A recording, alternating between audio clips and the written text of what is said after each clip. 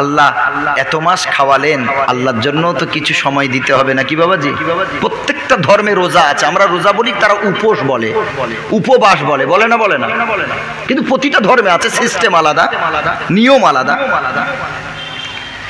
আল্লাহ রাব্বুল আলামিন কোরআন মাজিদের ভিতরে বলেন, ইয়া আইয়ুহাল্লাযীনা আমানু কুতিবা আলাইকুমুস সিয়ামু কামা কুতিবা আলাল্লাযীনা মিন ক্বাবলিকুম লাআল্লাকুম তাত্তাকুন। মনোযোগ দিয়ে এবার শোনেন, আমি তাফসীর শুরু করছি কোরআন থেকে।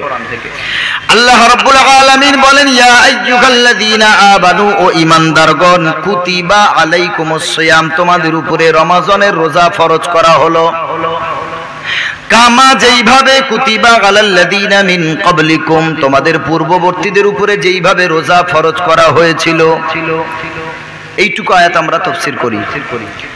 তাহলে এইটুকু আয়াতের সারমর্ম কি বুঝলাম আমরা? আমাদের উপরে আল্লাহ রমজানের রোজা ফরজ করেছেন। ফরজ না সুন্নত? রমজানের রোজাটা সকলে বলেন ফরজ না সুন্নত? ফরজ রোজা। ফরজ মানে অনিবার্য, বাধ্যতামূলক, করতেই হবে, ছাড়ার কোনো অবকাশ নাই। দ্বিতীয় অংশে আল্লাহ রাব্বুল আলামিন বলেন, কামা কুতিবা আলাল্লাযীনা মিন ক্বাবলিকুম লাআল্লাকুম তাত্তাকুন।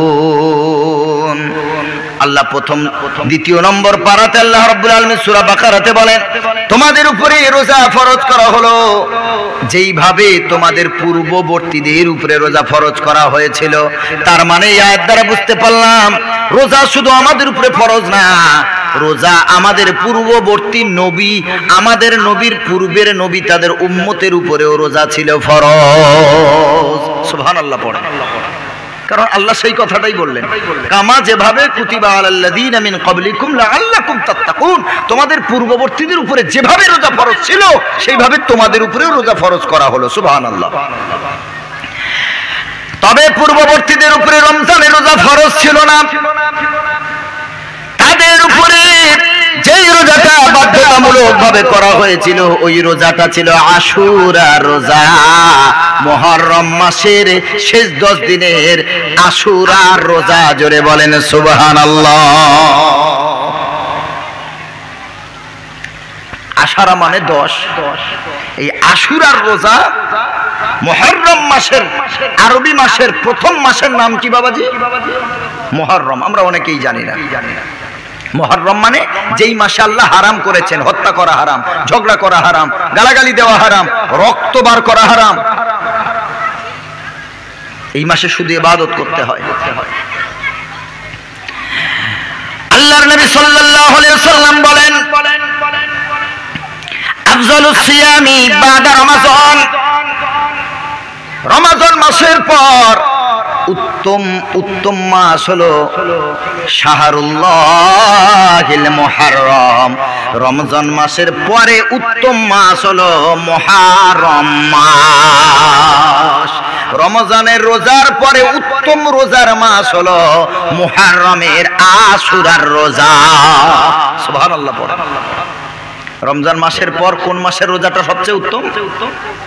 জি, আশুরার রোজার ফজিলত অনেক, কিন্তু আমাদের উপরে আখেরি পয়গম্বর এবং তার উম্মতের উপরে রমজানের রোজাটা ফরজ হওয়ার পর আশুরার রোজাটা তখন নফল হয়ে যায়। আশুরার রোজা তখন কি হলো? নফল হয়ে গেল, ওটা আর ফরজ নাই। কিন্তু নফল হলে কি হবে? ফরজ থাকাকালীন যেই ফজিলত ছিল, যত সওয়াব আল্লাহ দিতেন, নফল হলেও আল্লাহ সেই সওয়াবটাই নির্ধারিত রেখেছেন। জোরে বলেন সুবহানাল্লাহ। কারণ আল্লাহর ভান্ডারে কোনো কম নাই। আল্লাহর ভান্ডারে কি কোনো কম আছে যে আল্লাহ আমাদের বেশি দিলে আল্লাহর একটু কম পড়ে যাবে? নাউজুবিল্লাহ। তা আল্লাহ কেন কমাবেন? ফরজ হোক আর নফল হোক, আল্লাহ কমান না। আল্লাহ রাব্বুল আলামিন বলেন, ওয়াল্লাহুল গনিয়্যু ওয়া আনতুমুল ফুকারা, আমি আল্লাহ হলাম ধনী, সারা পৃথিবীর সব মানুষেরা হলো ফকির। সে যত বড় টাকাওয়ালা হোক, সে আল্লাহর কাছে কি ফকির। কারণ বাদশাহ নমরুদ, সাদ্দাত, ফেরাউন, কামান, হারুন, এদের আল্লাহ অনেক পয়সা দিয়েছিলেন, ক্ষমতা দিয়েছিলেন, কিন্তু এরা মরে কি কিছু নিয়ে যেতে পেরেছে না খালি হাতে গেছে? খালি হাতে বাস। তাহলে বড়ত্ব করে আর অহংকার করার লাভটা কি? তুমি নেতা হও আর কেতা হও, খালি হাতেই তোমারে যেতে হবে, কিচ্ছু নিয়ে যেতে পারবে না। কোথা নমরুদ, কোথা সাদ্দাত, কারণ আজি কোথা, রিক্ত হস্তে মাটির গহীনে রয়েছে তাদের পোতা। সাদ্দাত সম পলক তোমার নাহি কোহেলিতে দিবে, আর হুঙ্কারে মালাকুল মউত তোমায় নিয়ে যাবে। কোথা থেকে আগমন, কোথায় যেতে হবে রে, কোথা থেকে আগমন, কোথায় যেতে হবে রে, কে আনিল কি কারণে জানি না রে এভাবেতে। দীপ্ত কণ্ঠে মনির কহে ফুলতা যা কি রয়ে কখনো, এক রাত কি দুরাত রহে ভুল বুঝিস নে তোর জীবন। ঠিক এমনি করে সাঙ্গ হবে এই ভবের খেলা পড়ে রবে, ঠিক এমনি করে সঙ্গ হবে এই ভবের খেলা পড়ে রবে। কোথায় ভাই যে চলে যাবে, খোঁজ খবর কি থাকবে ভবে। এই দুনিয়ায় সবই পর, কবর যে তোর আসল ঘর। এই দুনিয়ায় সবই পর, কবর যে তোর আসল ঘর। মরণ তোমায় লইবে ঘিরি যতই করো বাহানা, চিন্তা করে দেখো না কবরে কি যাবে না, চিন্তা করে দেখো না কবরে কি যাবে না। এ দুনিয়া ছাড়িয়া কোথায় যাইবে ভাগিয়া, এ দুনিয়া ছাড়িয়া কোথায় যাইবে ভাগিয়া। মরণ তোমায় লইবে ঘিরি, মরণ তোমায় লইবে ঘিরি যতই করো বাহানা, চিন্তা করে দেখো না কবরে কি যাবে না। অবশেষের ঠিকানা শুধু মাটির বিছানা। মরণ থেকে কোথায় পালাও, মরণ তোমায় নেবে ঘিরি। যদিও সুদূর আকাশ পানে লুকাও সেটা লাগিয়ে সিঁড়ি। মরণ থেকে কোথায় পালাও, মরণ তোমায় নেবে ঘিরি। যদিও সুদূর আকাশ পানে লুকাও সেটা লাগিয়ে সিঁড়ি। নদী পথে নৌকা চালাও ও মাঝি ভাই, আর ভেলা ডোবার আগে আমি ও পার উঠতে চাই। ডুবে গেলে ভেলারে আর ওঠে না, ডুবে গেলে ভেলারে আর ওঠে না। ভেঙে গেলে মেলারে আর জমে না। নদীর কুল ভাঙে ও কুল গড়ে, নদীর কুল ভাঙে ও কুল গড়ে। এই তো নদীর খেলা, আর সকাল বেলার ধনীর তুই ফকির সন্ধ্যা বেলা। এ দুনিয়াতে সকলকে ফকির হয়ে কবরে যেতে হবে। কেউ আমরা দুনিয়াতে যতই বেলাল্লাপনা করি, জাগাজি লাগানে কি ये दुनिया नहीं है, ये इबरत की जात तमाशा नहीं है। এই দুনিয়াতে আল্লাহ তাআলা পাঠিয়েছেন বেলাল্লাপনা করার জন্য না, আনন্দে আত্মহারা হয়ে নামাজ কালাম ছেড়ে দুনিয়াটাকে ভোগ করার জন্য আল্লাহ পাঠায়নি। शेख सादी रहमतुल्लाह अलैह बोलছেন जगाजी लगाने की ये दुनिया नहीं है, ये इबरत की जागा तमाशा नहीं है। এই দুনিয়াতে থেকে নিজের জীবনকে আত্মশুদ্ধি করে নাও, চরিত্রবান হয়ে যাও, নবীর আদর্শে আদর্শিত হও। দুনিয়া থেকে যদি কিছু নাম কামাই করে যেতে পারো, এমন জীবন তুমি করিও গঠন, মরণে হাসিবে তুমি কাঁদিবে ভুবন। এমন আমরা জীবন আদর্শ নিয়ে কবরে যাব, মরে যাওয়ার পর এলাকার মানুষ যেন বলতে পারে, আরে কি অমূল্য সম্পদ, অমূল্য রত্নটাকে আমরা আজকে হারালাম। বর্তমানে মানুষ মরে গেলে মানুষ আরো বলে মরেছে ভালো করেছে, বেঁচে থেকে যা জ্বালিয়েছে মরেছে বাবা ভালো। আমাদের আদর্শ তো এই অবস্থা, বাপ যেমন সন্তান তেমন, শিক্ষক যেমন ছাত্র তেমন। ভাইরা আমার, এই আমলের মাশাআল্লাহ রাব্বুল আলামিন দিয়েছেন। আল্লাহ রাব্বুল আলামিনের রাসূল সাল্লাল্লাহু আলাইহি ওয়াসাল্লাম বলেন, রমজান মাসের রোজার পরে মুহররম মাসের রোজা আল্লাহর কাছে শ্রেষ্ঠ। আল্লাহর নবী সাল্লাল্লাহু আলাইহি ওয়াসাল্লাম কোরআনের মাধ্যমে আমাদের জানিয়ে দেন বান্দারে, তার মানে মুহররমের রোজা যেহেতু রমজানের পরের স্টেজ, পরের জায়গা, তার মানে রমজানের রোজা হলো 1 নম্বর। তোমরা কশিনকালে রমজানের রোজা ছেড়ে দেবে না।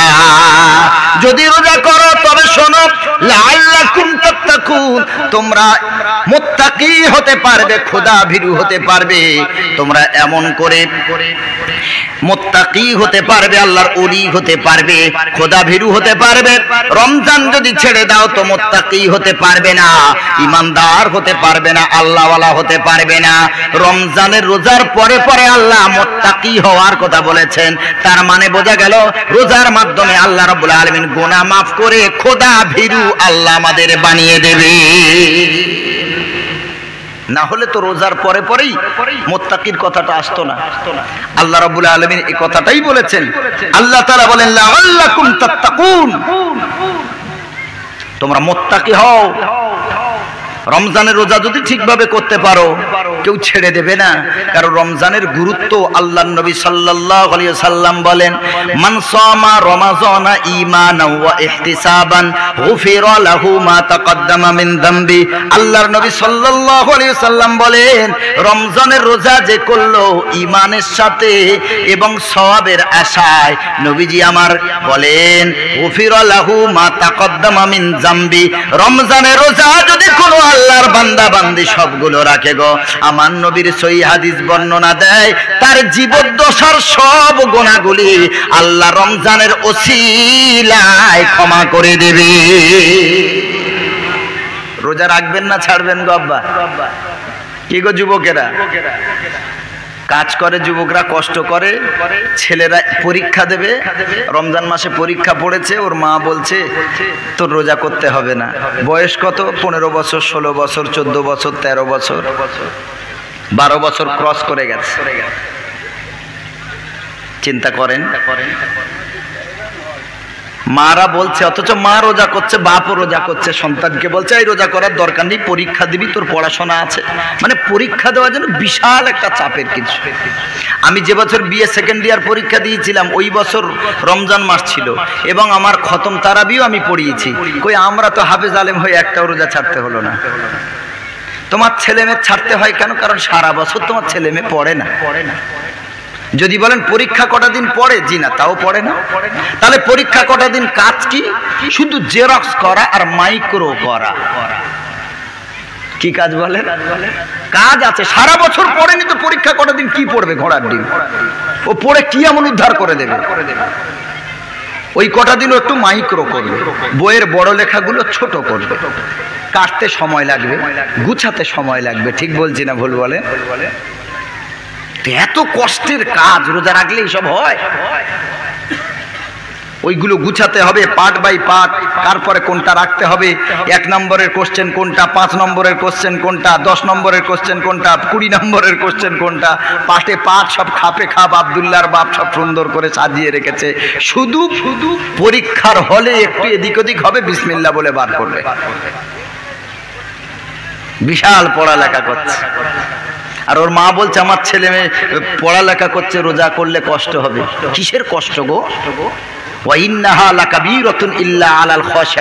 আল্লাহকে যে ভয় করবে, ইসলাম শরিয়াত তার কাছে কষ্ট বলে মনে হবে? আল্লাহর ভয় যার ভিতরে থাকবে, নামাজ তার কাছে কষ্ট বলে মনে হবে? আল্লাহ তাআলা বলেন যারা আমারই ভয় করে, নামাজ তাদের কাছে কষ্ট লাগবে না। কিসের কষ্ট? আমি তো 50 কেটে 5 করেছি, টোটাল 40-45 আমি আল্লাহ আউট করে দিয়েছি। সুবহানাল্লাহ পড়েন। আমাদের উপরে ওয়াক্ত নামাজ আসছিল, মেয়ারাজের ঘটনা ভুলে গেছেন?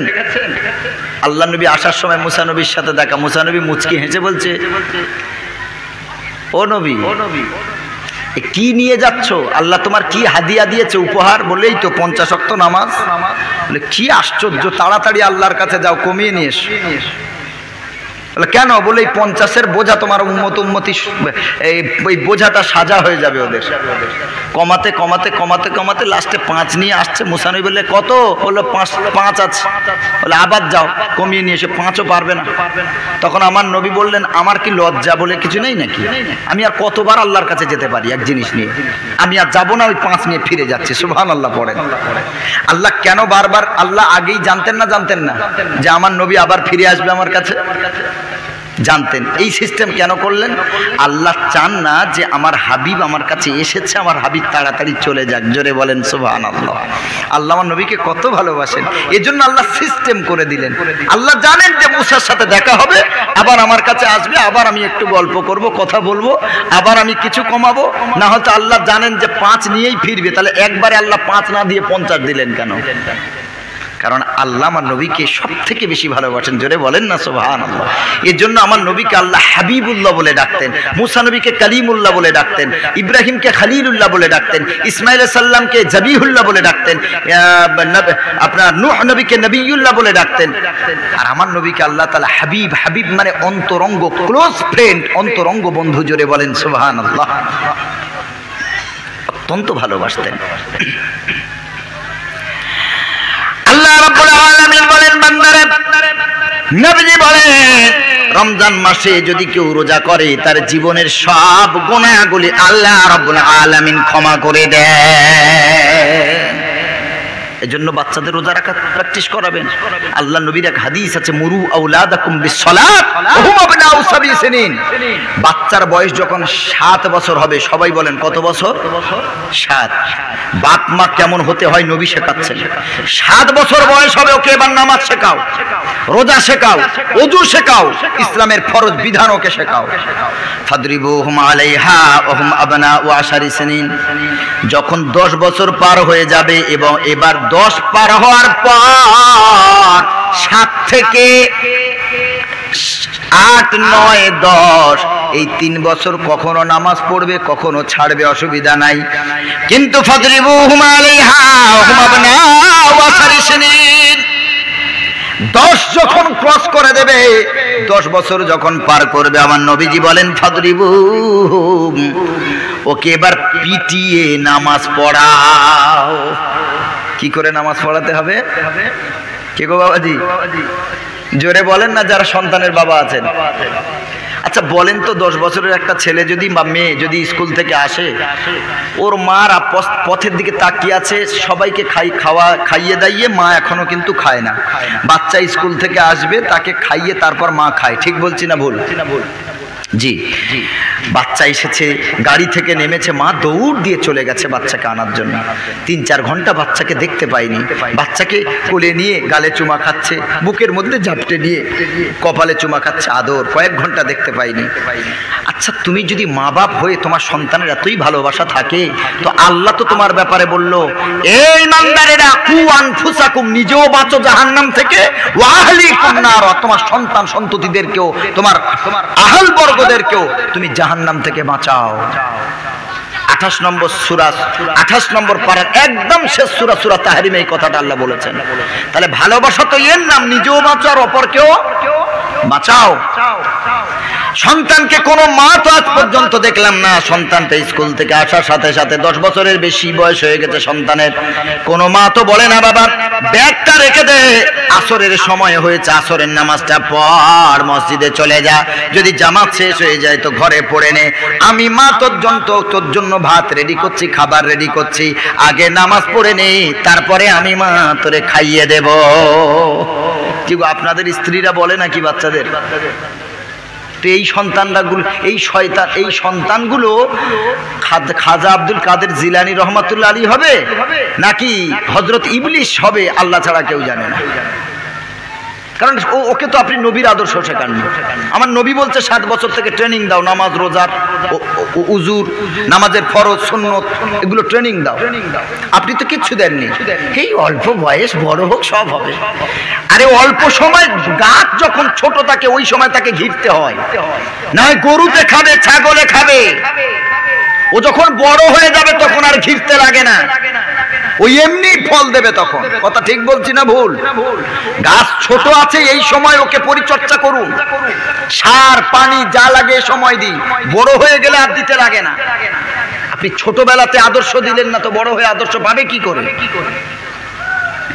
শিক্ষকের নেই ইষ্টের টান, কে যোগাবে ছাত্রের প্রাণ? নবীজি বলেন 10 বছরের পরে ফাজরিবুহুম আলাইহা ওয়া হুম আবনাউ 10 সিনিন। 10 বছর পার হয়ে যাওয়ার পর পিটিয়ে নামাজ পড়াও, মেরে নামাজ পড়াও। নামাজ যদি না পড়ে ওকে মেরে নামাজ পড়াও। আমার নবী বলেন নাম্বার 3 আদর্শের কথা বাপ মাদেরকে আল্লাহর নবী শেখালেন, ওয়াফাররিকু বাইনাহুম ফিল মাদাজি। 10 বছরের মেয়েটা তার বাবার সাথে এক বিছানায় ঘুমাতে পারবে না, 10 বছরের ছেলেটা তার মায়ের সাথে এক বিছানায় ঘুমাতে পারবে না। দেখেন নবী নিষেধ করেছেন মানে নিশ্চয়ই কল্যাণ আছে।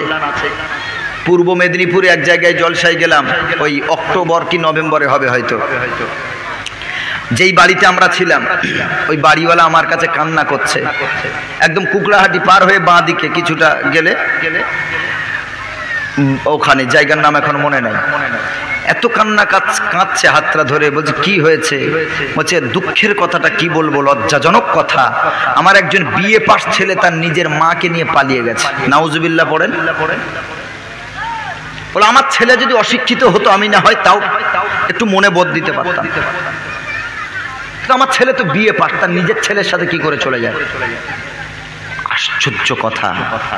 সন্তানের সামনে মা পর্দা করেনি, সন্তানের সাথে অবলীলায় চলেছে একটা মা। আমার নবী বলেছেন 10 বছর যখন ক্রস করবে একটা মেয়ে বয়স, তখন ওই মেয়েটা তার বাবার সাথে গলা জড়িয়ে এক বিছানায় ঘুমাতে পারবে না। 10 বছরের ছেলেটা তার মায়ের সাথে ঘুমাতে পারবে না। রাসূলুল্লাহর হাদিস, রাসূলুল্লাহর হাদিস আমল যদি করেন, এভাবে যদি পিতামাতা হন নবীর হাদিস মেনে, আমি মনিরুল ইসলাম চ্যালেঞ্জ করে যাচ্ছি, আপনার সন্তান ইনশাআল্লাহ সুম্মা ইনশাআল্লাহ পথভ্রষ্ট হবে না, আদর্শবান হবে।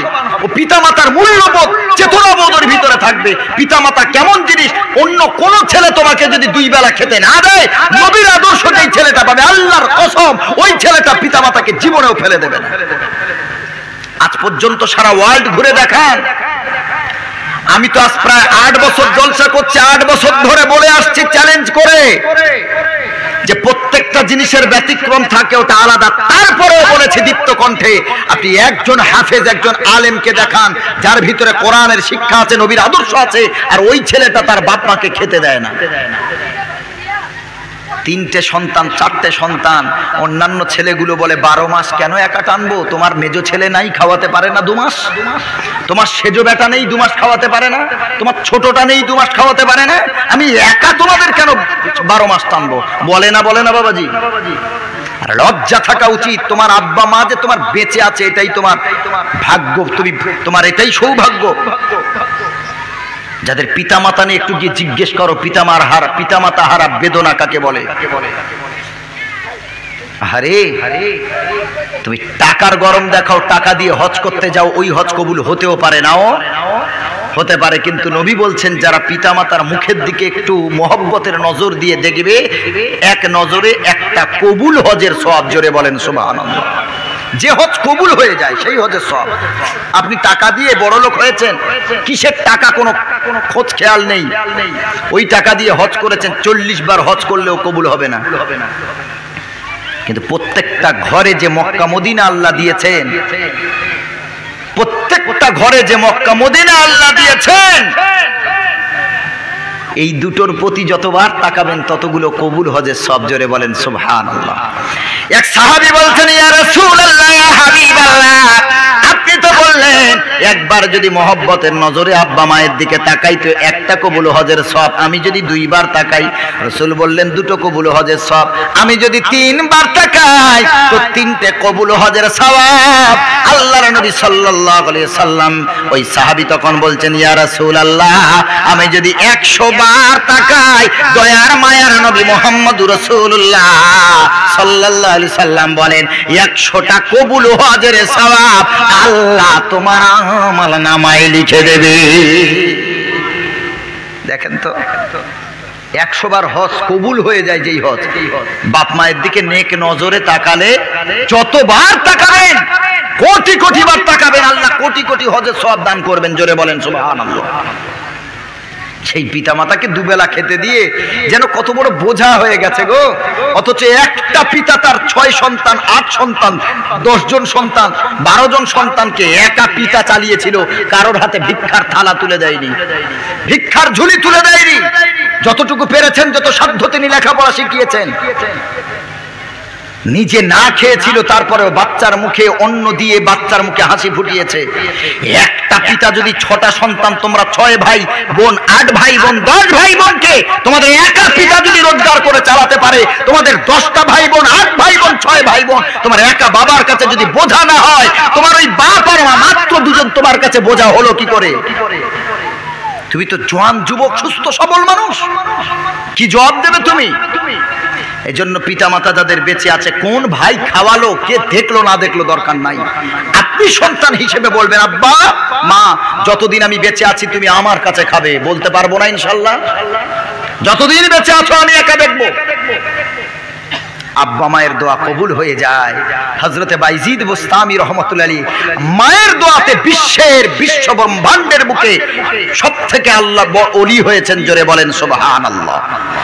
একটি গেলাস পানির ফলে বাইজিদের কোলে তুলে হাত তুলে মা বলে বাইজিদকে ওলি বানাও, হাত তুলে মা বলে বাইজিদকে ওলি বানাও। মায়ের দোয়া নাও হে মুমিন, মায়ের দোয়া নাও, বাবার দোয়া নাও হে মুমিন, বাবার দোয়া নাও। বিপদে পড়বে না তুমি যখন যেথায় যাও, বিপদে পড়বে না তুমি যখন যেথায় যাও। মায়ের দোয়া নাও হে মুমিন, মায়ের দোয়া নাও, মায়ের দোয়া নাও হে মুমিন, মায়ের দোয়া নাও। হযরত বাইজিদ বুস্তামি রাহমাতুল্লাহ আলাইহি মা শিশু ছেলেটাকে বলছে, বালক ছেলেটাকে বলছে, বাবা একটু পানি নিয়ে এসো। গিয়ে কলস ঢালতে গিয়ে পানি শূন্য, কলস শূন্য, পানি নাই। দূরে পানি আনতে গিয়ে একটু দেরি হয়ে গেল। এসে দেখে জনম দুঃখিনী মা ঘুমিয়ে পড়েছে। পানির গ্লাসটা নিয়ে মায়ের শিয়রের সামনে দাঁড়িয়ে আছে। আল্লাহর কসম, যতক্ষণ মা ঘুম থেকে না উঠেছে বাইজিদ বুস্তামি আল্লাহর বলি মাকে ডাকে নাই। তিনি চিন্তা করলেন এই অল্প বয়সে মা ঘুমায়, যদি ডাকি মায়ের ঘুমটা ভেঙে যাবে, মায়ের কষ্ট হবে গো। এজন্য মা মাথার শিয়রের সামনে গ্লাসটা হাতে ধরে দাঁড়িয়ে আছে, রেখেও দেয় না, ঘুমিয়েও পড়ে না। কারণ জানে মায়ের ঘুম ভাঙার পর মা যদি পানি খোঁজ করে, পানি না পেয়ে মায়ের কষ্ট হবে। এজন্য করে তিনি পানির গ্লাসটা নিয়ে মায়ের মাথার সামনে দাঁড়িয়ে আছে। গভীর রজনী কেটে যাওয়ার পর ফজরের রক্তের সময় মায়ের ঘুমটা ভেঙে গেল।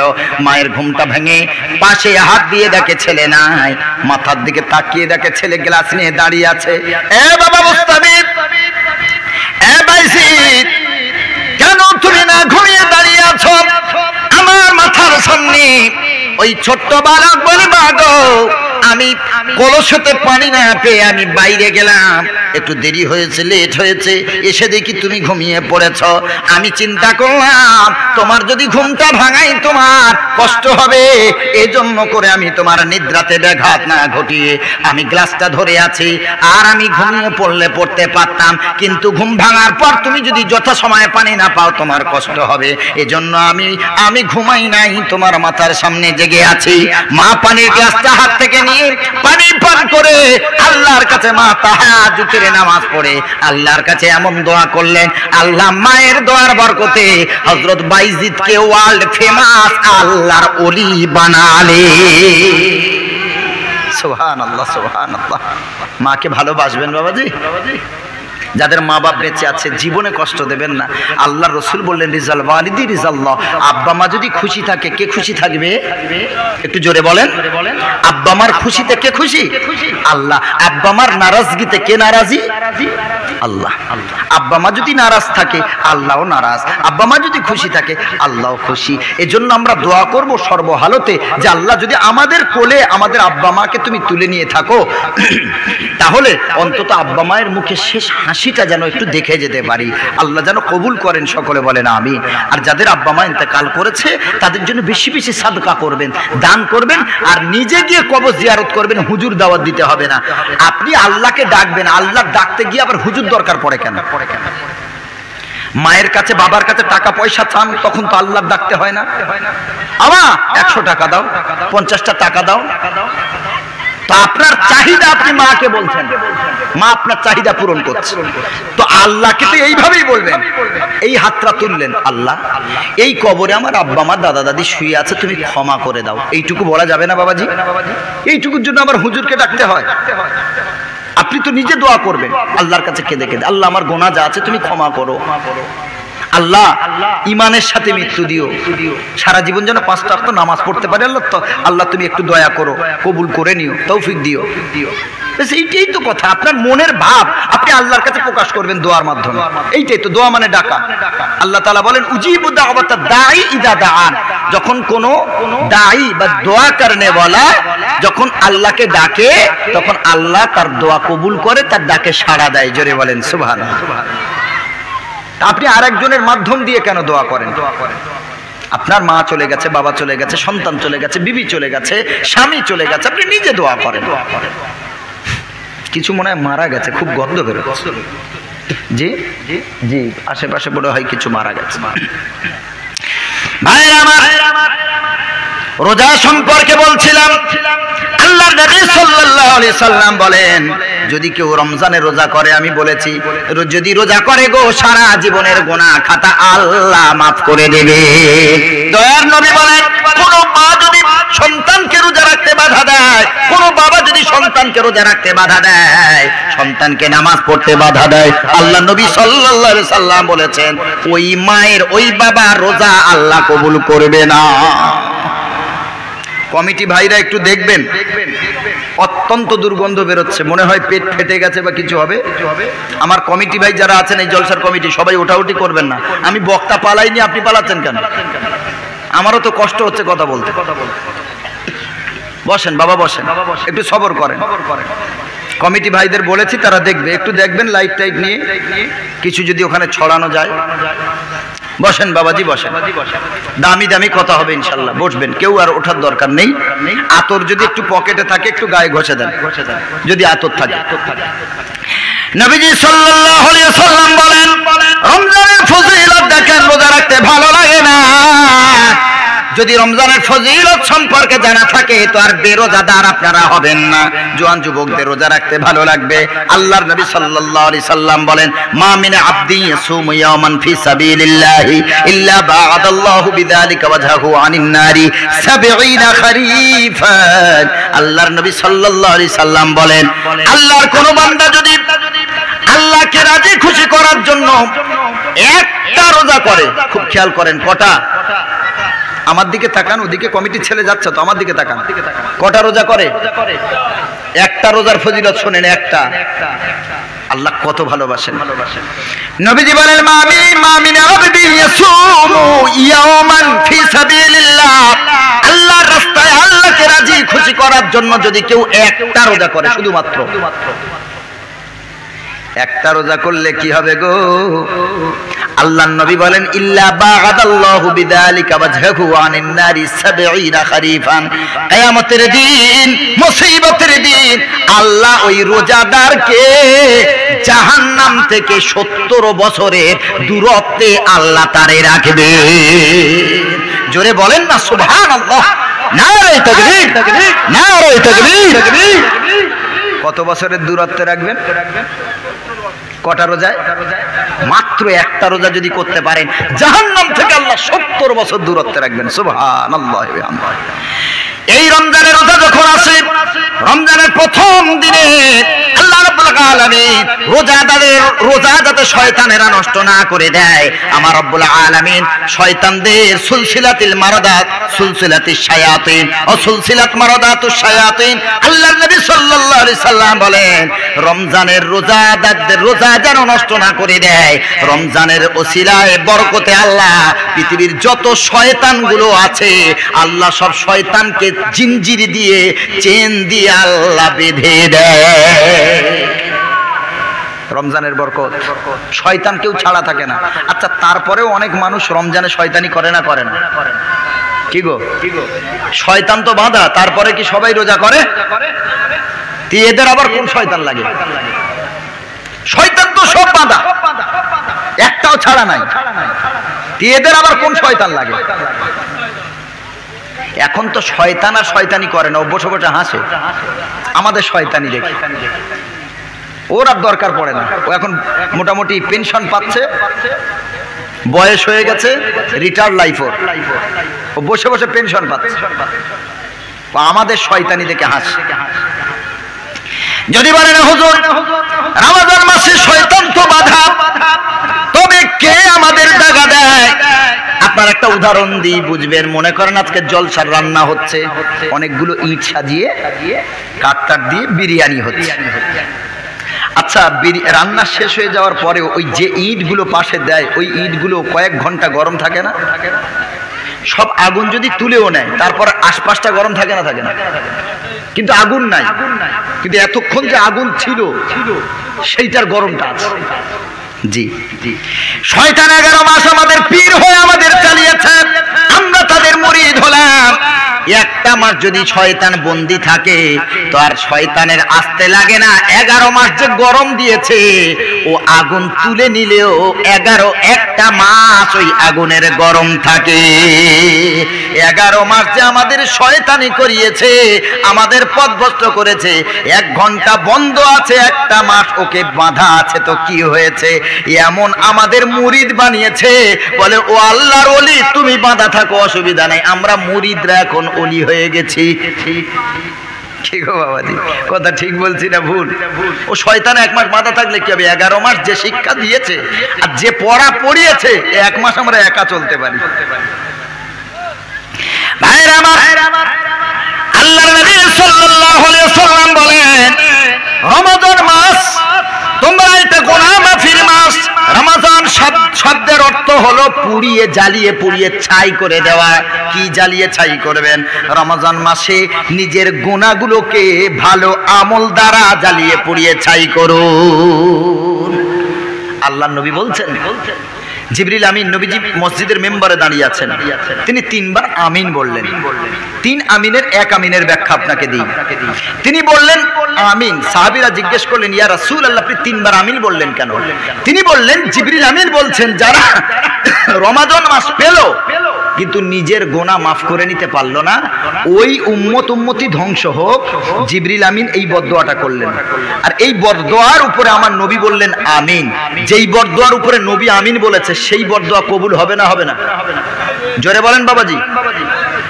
আল্লাহ নবী বললেন, রমজান মাস পেয়ে যারা অবহেলায় কাটাবে, অবলীলায় কাটাবে, রমজানের গুরুত্ব জানার পরেও রমজানের রোজা করলো না, আল্লাহ নবী সাল্লাল্লাহু আলাইহি সাল্লাম বলেন তারা ধ্বংস ধ্বংস ধ্বংস।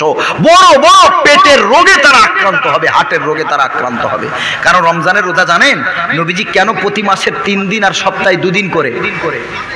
তার মানে 4 সপ্তাহ 8 আর আরো 3 দিন 11। প্রতি মাসে নবীজি বেশিরভাগ মাসগুলিতে 11 দিন রোজা করতেন। কেন? বর্তমানে প্রত্যেকটা মানুষ হার্টের পেশেন্ট, হার্ট কোলেস্টেরল অনেক হাই, হার্টের চর্বি অনেক বেড়ে যাচ্ছে, গোস্ত ছাড়া ভাত খায় না, বড় মাছ ছাড়া ভাত খায় না, তেল মশলা ছাড়া হয় না। ঠিক বলছি না ভুল বাবাজি? কিন্তু আপনি যে খাচ্ছেন 3 বেলা ভাত, গোস্ত, রুটি, যা ইচ্ছা, আপনার ক্যালোরি যে হচ্ছে শরীরে, আপনি সেই ক্যালোরিটা বার্ন করবেন কিভাবে? আমার নবী রোজা করতেন, আর রোজা করলে শরীরের বিজ্ঞানীরা গবেষণা করে বলছে, যদি 29 থেকে 30 দিন কেউ কন্টিনিউ রোজা করে, ওর শরীরে ক্যান্সারের বীজ জীবনে বপন হবে না। জোরে বলেন সুবহানাল্লাহ। এই রমজানের রোজা নিয়ে গবেষণা করে 19 জন বিজ্ঞানী ইসলাম কবুল করেছে আমেরিকার বুকে। সুবহানাল্লাহ পড়েন। ওই ভিডিও আছে মোবাইলের, ইউটিউবে খোঁজ করে দেখবেন। একটা মানুষ যদি 29 থেকে 30 দিন কন্টিনিউ রোজা করে বাদ না দিয়ে, এই 29 থেকে 30 দিন রোজা করলে তার শরীরে ক্যান্সারের বীজ তার শরীরে থাকবে না, ও ক্যান্সারের যে কীটগুলো থাকে ও মারা যাবে না খেতে পেয়ে। সারাদিন খালি পেট থাকার পর যখন ফল খাই তখন আমাদের ইমিউনিটি সিস্টেম আল্লাহ স্ট্রং করে দেয়। জোরে বলেন সুবহানাল্লাহ। তখন ওই ছোটখাটো রোগ আমাদের কাছে পাত্তা পায় না। কোলেস্টেরলের মাত্রা কমে, শরীরের চর্বি কমে, এক্সেস চর্বি যেগুলো আছে সেইগুলো কমে যায়। আল্লাহর নবী সাল্লাল্লাহু আলাইহি সাল্লাম যদিও গোশত খেতেন তো লাউ দিয়ে খেতেন। সুবহানাল্লাহ পড়েন। কি দিয়ে খেতেন? লাউ দিয়ে খেতেন আল্লাহর নবী সাল্লাল্লাহু আলাইহি ওয়াসাল্লাম। কারণ গোশত হলো গরম, লাউ হলো ঠান্ডা। গোশতের যে চর্বি লাউ তা শোষণ করে। জোরে বলেন সুবহানাল্লাহ। নবী কত বড় বিজ্ঞানী দেখেন। ও ভাইরা আমার, আল্লাহর নবী সাল্লাল্লাহু আলাইহি ওয়াসাল্লামের সুন্নাত মোতাবেক যদি জীবন চালান আল্লাহ রাব্বুল আলামিন বড় কোনো রোগ আল্লাহ দেবেন না। সুন্নাত অনুযায়ী নবীজি বললেন ডান কাত হয়ে ঘুমাতে। কেন ডান কাত হয়ে ঘুমাতে হবে? আমি একটা বই লিখেছি, এখানে রাখা আছে নবীজির সুন্নাত। কোন দোয়া পড়লে ঘুম আসে? এখন তো অনেক মানুষ ঘুমের ট্যাবলেট খেয়েও ঘুম আসে না। হাদিস থেকে, হাদিসের নাম্বার কত, সেই সব দোয়া, ভয় পেয়ে যদি ঘুম না আসে সেই দোয়াটা, কোন দোয়া পড়লে ভয়ে ঘুম না আসলে কোন দোয়া পড়তে হয় সেটা ওই কিতাবে লিখেছি। যদি নরমালি ঘুম না আসে কোন দোয়া পড়লে ঘুম আসবে সেই দোয়া কিতাবে এনেছি। বাচ্চাদের সন্ধ্যাবেলা কেন বার করতে নেই, নবী কেন নিষেধ করেছেন, বার করলে কি হয় সেটা এনেছি। মেয়েদের ছোটখাটো মাসআলা, নারীদের ইস্তেহাজা, নারীদের পিরিয়ডকে শরীয়তের পরিভাষায় তিনটে ভাগ করা হয়েছে: ইস্তেহাজা, নেফাস এবং হায়েজ। কোন সময় এই তিনটের ভিতরে তিনটের ব্যাখ্যা কি, কোন সময় স্বামী স্ত্রী মেলামেশা করা যাবে, কোন সময় করা যাবে না, কোন সময় রোজা রাখা যাবে, কোন সময় করা যাবে না, নাইটি পরে নামাজ পড়তে পারবেন কিনা, শাড়ি পরে পড়তে পারবে কিনা, বহু কিছু এইরকম তথ্য, এরকম ফতোয়া নিয়ে এই ছোট্ট একটা কিতাব লিখেছি অনেক কষ্ট করে। এ বইয়ের শেষের দিকে 5টা গজল এনেছি। 5 ওয়াক্ত নামাজের সালাম ফিরিয়ে কি কি দোয়া পড়তে হয়। বর্তমানে তো প্রায় মসজিদে আসসালামু আলাইকুম ওয়া রাহমাতুল্লাহ, আসসালামু আলাইকুম ওয়া রাহমাতুল্লাহ, আল্লাহুম্মা আমিন। সাথে সাথে ইমাম সাহেব হাত তোলে না, তোলে না? কি গো বাবাজি, নবীজির সুন্নতের দোয়াগুলো ইমামরা শেখায় না। অথচ সালাম ফিরিয়ে 5 মিনিট যদি এক মসজিদের হুজুর 2টো করে দোয়া যদি প্র্যাকটিস করাতো, মস্ত করাতো, যে 2টো করে দোয়া মুসল্লিরা সবাই আমার মুখে মুখে পড়বে, এক সপ্তাহে ওই 2টো মুখস্থ হয়ে যাবে, পরের সপ্তাহে আবার 2টো তোমাদের শেখাবো। ইমামগণ যদি এটা করতেন তাহলে আমরা নবীর অনেক সুন্নতের দোয়া শিখতে পারতাম না বাবা। কিন্তু ইমামগণ করে না, তো সালাম ফিরিয়ে তাড়াহুড়ো আল্লাহুম্মা আমিন, কোনো দোয়া নাই। আল্লাহর নবী সাল্লাল্লাহু আলাইহি ওয়াসাল্লাম সালাম ফিরিয়ে তিনি 3বার আস্তাগফার পড়তেন, 3বার আল্লাহু আকবার পড়তেন, সুবহানাল্লাহ 33 বার, আলহামদুলিল্লাহ 33 বার, আল্লাহু আকবার 34 বার পড়তেন। বিসমিল্লাহিল্লাযী লা ইয়াদুররু মা ইসমিহি শাইউন ফিল আরদি ওয়ালা ফিস সামাই ওয়া হুয়াস সামিউল আলিম। ফজর মাগরিবে 3বার পড়তেন, বাকি নামাজগুলোতে 1বার পড়তেন। আয়াতুল কুরসি 1বার করে পড়তেন প্রতি নামাজের পর। নবীজি সাল্লাল্লাহু আলাইহি ওয়াসাল্লাম আরো দোয়া পড়তেন। অনেকের কাজে বরকত নাই, রুজিতে বরকত নাই, ওই দোয়াগুলো নবীজি নামাজের পরে পড়তেন। আল্লাহুম্মা কফিনি বিহালালিকা আন হারামিক ওয়াগনিনি বিফদলিকা আম্মান সিওয়াক। নবীজি 5 ওয়াক্তের নামাজের পরে পড়তেন আল্লাহুম্মা আইন্নি আলা যিকরিকা ওয়া শুকরিকা ওয়া হুসনি ইবাদাতিক। নবীজি 5 ওয়াক্ত নামাজে পড়তেন। নবীজি প্রতি ওয়াক্তের নামাজে পড়তেন আল্লাহুম্মা আজিরনি মিনান নার। ফজর এবং মাগরিবের পরে নবীজি 7 বার করে পড়তেন। আল্লাহর নবী বলেন, ফজর আর মাগরিবের পর যদি কেউ আল্লাহুম্মা আজিরনি মিনান নার 7 বার পড়ে নেয়, ওর মৃত্যু হবে আর সোজা আল্লাহর জান্নাতে চলে যাবে। নবীজি 10 বার করে দরুদ পড়তেন, আমাদেরও পড়তে বললেন। নবীজি বললেন ফজর আর মাগরিবের পর সাল্লাল্লাহু আলাইহি ওয়াসাল্লাম সবথেকে ছোট্ট দরুদ, এইটা যদি তোমরা কেউ 10 বার পড়ে নাও, 10টা গুনাহ maaf হবে, 10টা রহমত আল্লাহ বর্ষণ করবেন। আর কি করবেন? কাল কিয়ামতের দিন, মুসিবতের দিন, যেদিন আমার ছেলে মেয়ে বিবি বাচ্চা কেউ আমার আপন হবে না, আমার হয়ে কথা বলবে না, আমার নবী দরুদের বরকতে ওসিলায় আল্লাহর নবী আমাদের শাফাত করবেন, সুপারিশ করবেন। এখানে এতগুলো দোয়া আমরা কেউ পড়ি না, আরো বহু আছে। আরো অনেক আছে, সুবহানাল্লাহি বিহামদিহি আদাদা খালকি ওয়া রিদা নাফসি ওয়া জিনাতা আরশি ওয়া মিদাদা কালিমাতি। এ দোয়া নবীজি পড়তেন। আল্লাহুম্মা বিকা আমসাইনা ওয়া বিকা আসবাহনা ওয়া বিকা নাহয়া ওয়া বিকা নামুতু ইলাইকা নুশুর, এগুলো পড়তেন। আমরা এগুলো কিচ্ছু জানি না। কি করে জানবো? আমাদের ইমামরা জানায়নি। আমরা বই কিতাব পড়ি না। মাত্র 50 টাকা একটা কিতাব, চা পান বিড়ি সিগারেট খেতেই 50 টাকা চলে যায়। তো মনে করবেন একটা আলেমকে আপনি 50 টাকা হাদিয়া দেবেন, এই কিতাবটা আপনার বিবিকে দেন, তাদের গোপন মশলা মাসাইল অনেকের কাছে লজ্জায় বলতে পারে না, তারা যদি এইটা পড়ে মাত্র 58 পৃষ্ঠায় অনেক কিছু জানতে পারবে। 5 ওয়াক্ত নামাজ কিভাবে পড়বে, আওয়াবিন নামাজ কিভাবে পড়বে, চার্জ কিভাবে পড়বে, তাহাজ্জুদ কিভাবে পড়বে, কোন সূরা দিয়ে পড়বে, 10টা সূরা এতে বাংলা অর্থ সহ আনা হয়েছে, কিভাবে নামাজটা সুন্দর করে নামাজের নিয়ম আনা হয়েছে, তায়াম্মুম কিভাবে করতে হয়, কাফন কিভাবে পড়াতে হয়, জানাজা কিভাবে পড়াতে হয়, গোসল কিভাবে দিতে হয়, অনেক কিছু তথ্য সমৃদ্ধ লেখা এতে আলহামদুলিল্লাহ এনেছি, যেগুলো আমাদের অনেকের জানা প্রয়োজন আছে না নাই বাবাজি? জি, এই সামান্য জিনিস একটু যদি আমরা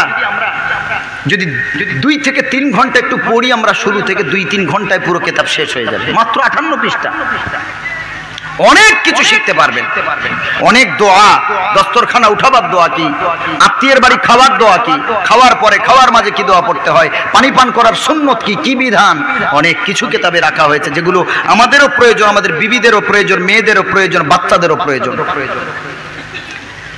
আল্লাহ আপনাদের নবীর সুন্নতের উপরে চলার তৌফিক দান করুক, সকলে বলেন আল্লাহুম্মা আমিন। বলতেছিলাম আল্লাহর নবী সাল্লাল্লাহু আলাইহি ওয়াসাল্লাম বলেন, রমজান মাসে যদি একটা রোজা কেউ করে, কিয়ামতের দিন আল্লাহ ওই রোজাদারকে আল্লাহ রাব্বুল আলামিন 70 বছরের জাহান্নাম থেকে দূরে রাখবে। শুধু তাই না, নবীজি বলেন, শোনো, তোমাদের মুখের গন্ধ, রোজাদারের মুখের গন্ধ, লাখলুফু ফামিস সাইমি আতয়াবু মিন রিহিল মিস্ক। আল্লাহর নবী সাল্লাল্লাহু আলাইহি সাল্লাম বলেন, রোজাদারের খালি পেটে থাকার কারণে মুখে যে একটা গন্ধ তৈরি হয়, রোজাদারের মুখের এই দুর্গন্ধ আমার আল্লাহর কাছে মিশকে আম্বারের চেয়েও সুগন্ধ পবিত্র। সুবহানাল্লাহ। কেন কেন রোজাদারের এত মর্যাদা আল্লাহর কাছে?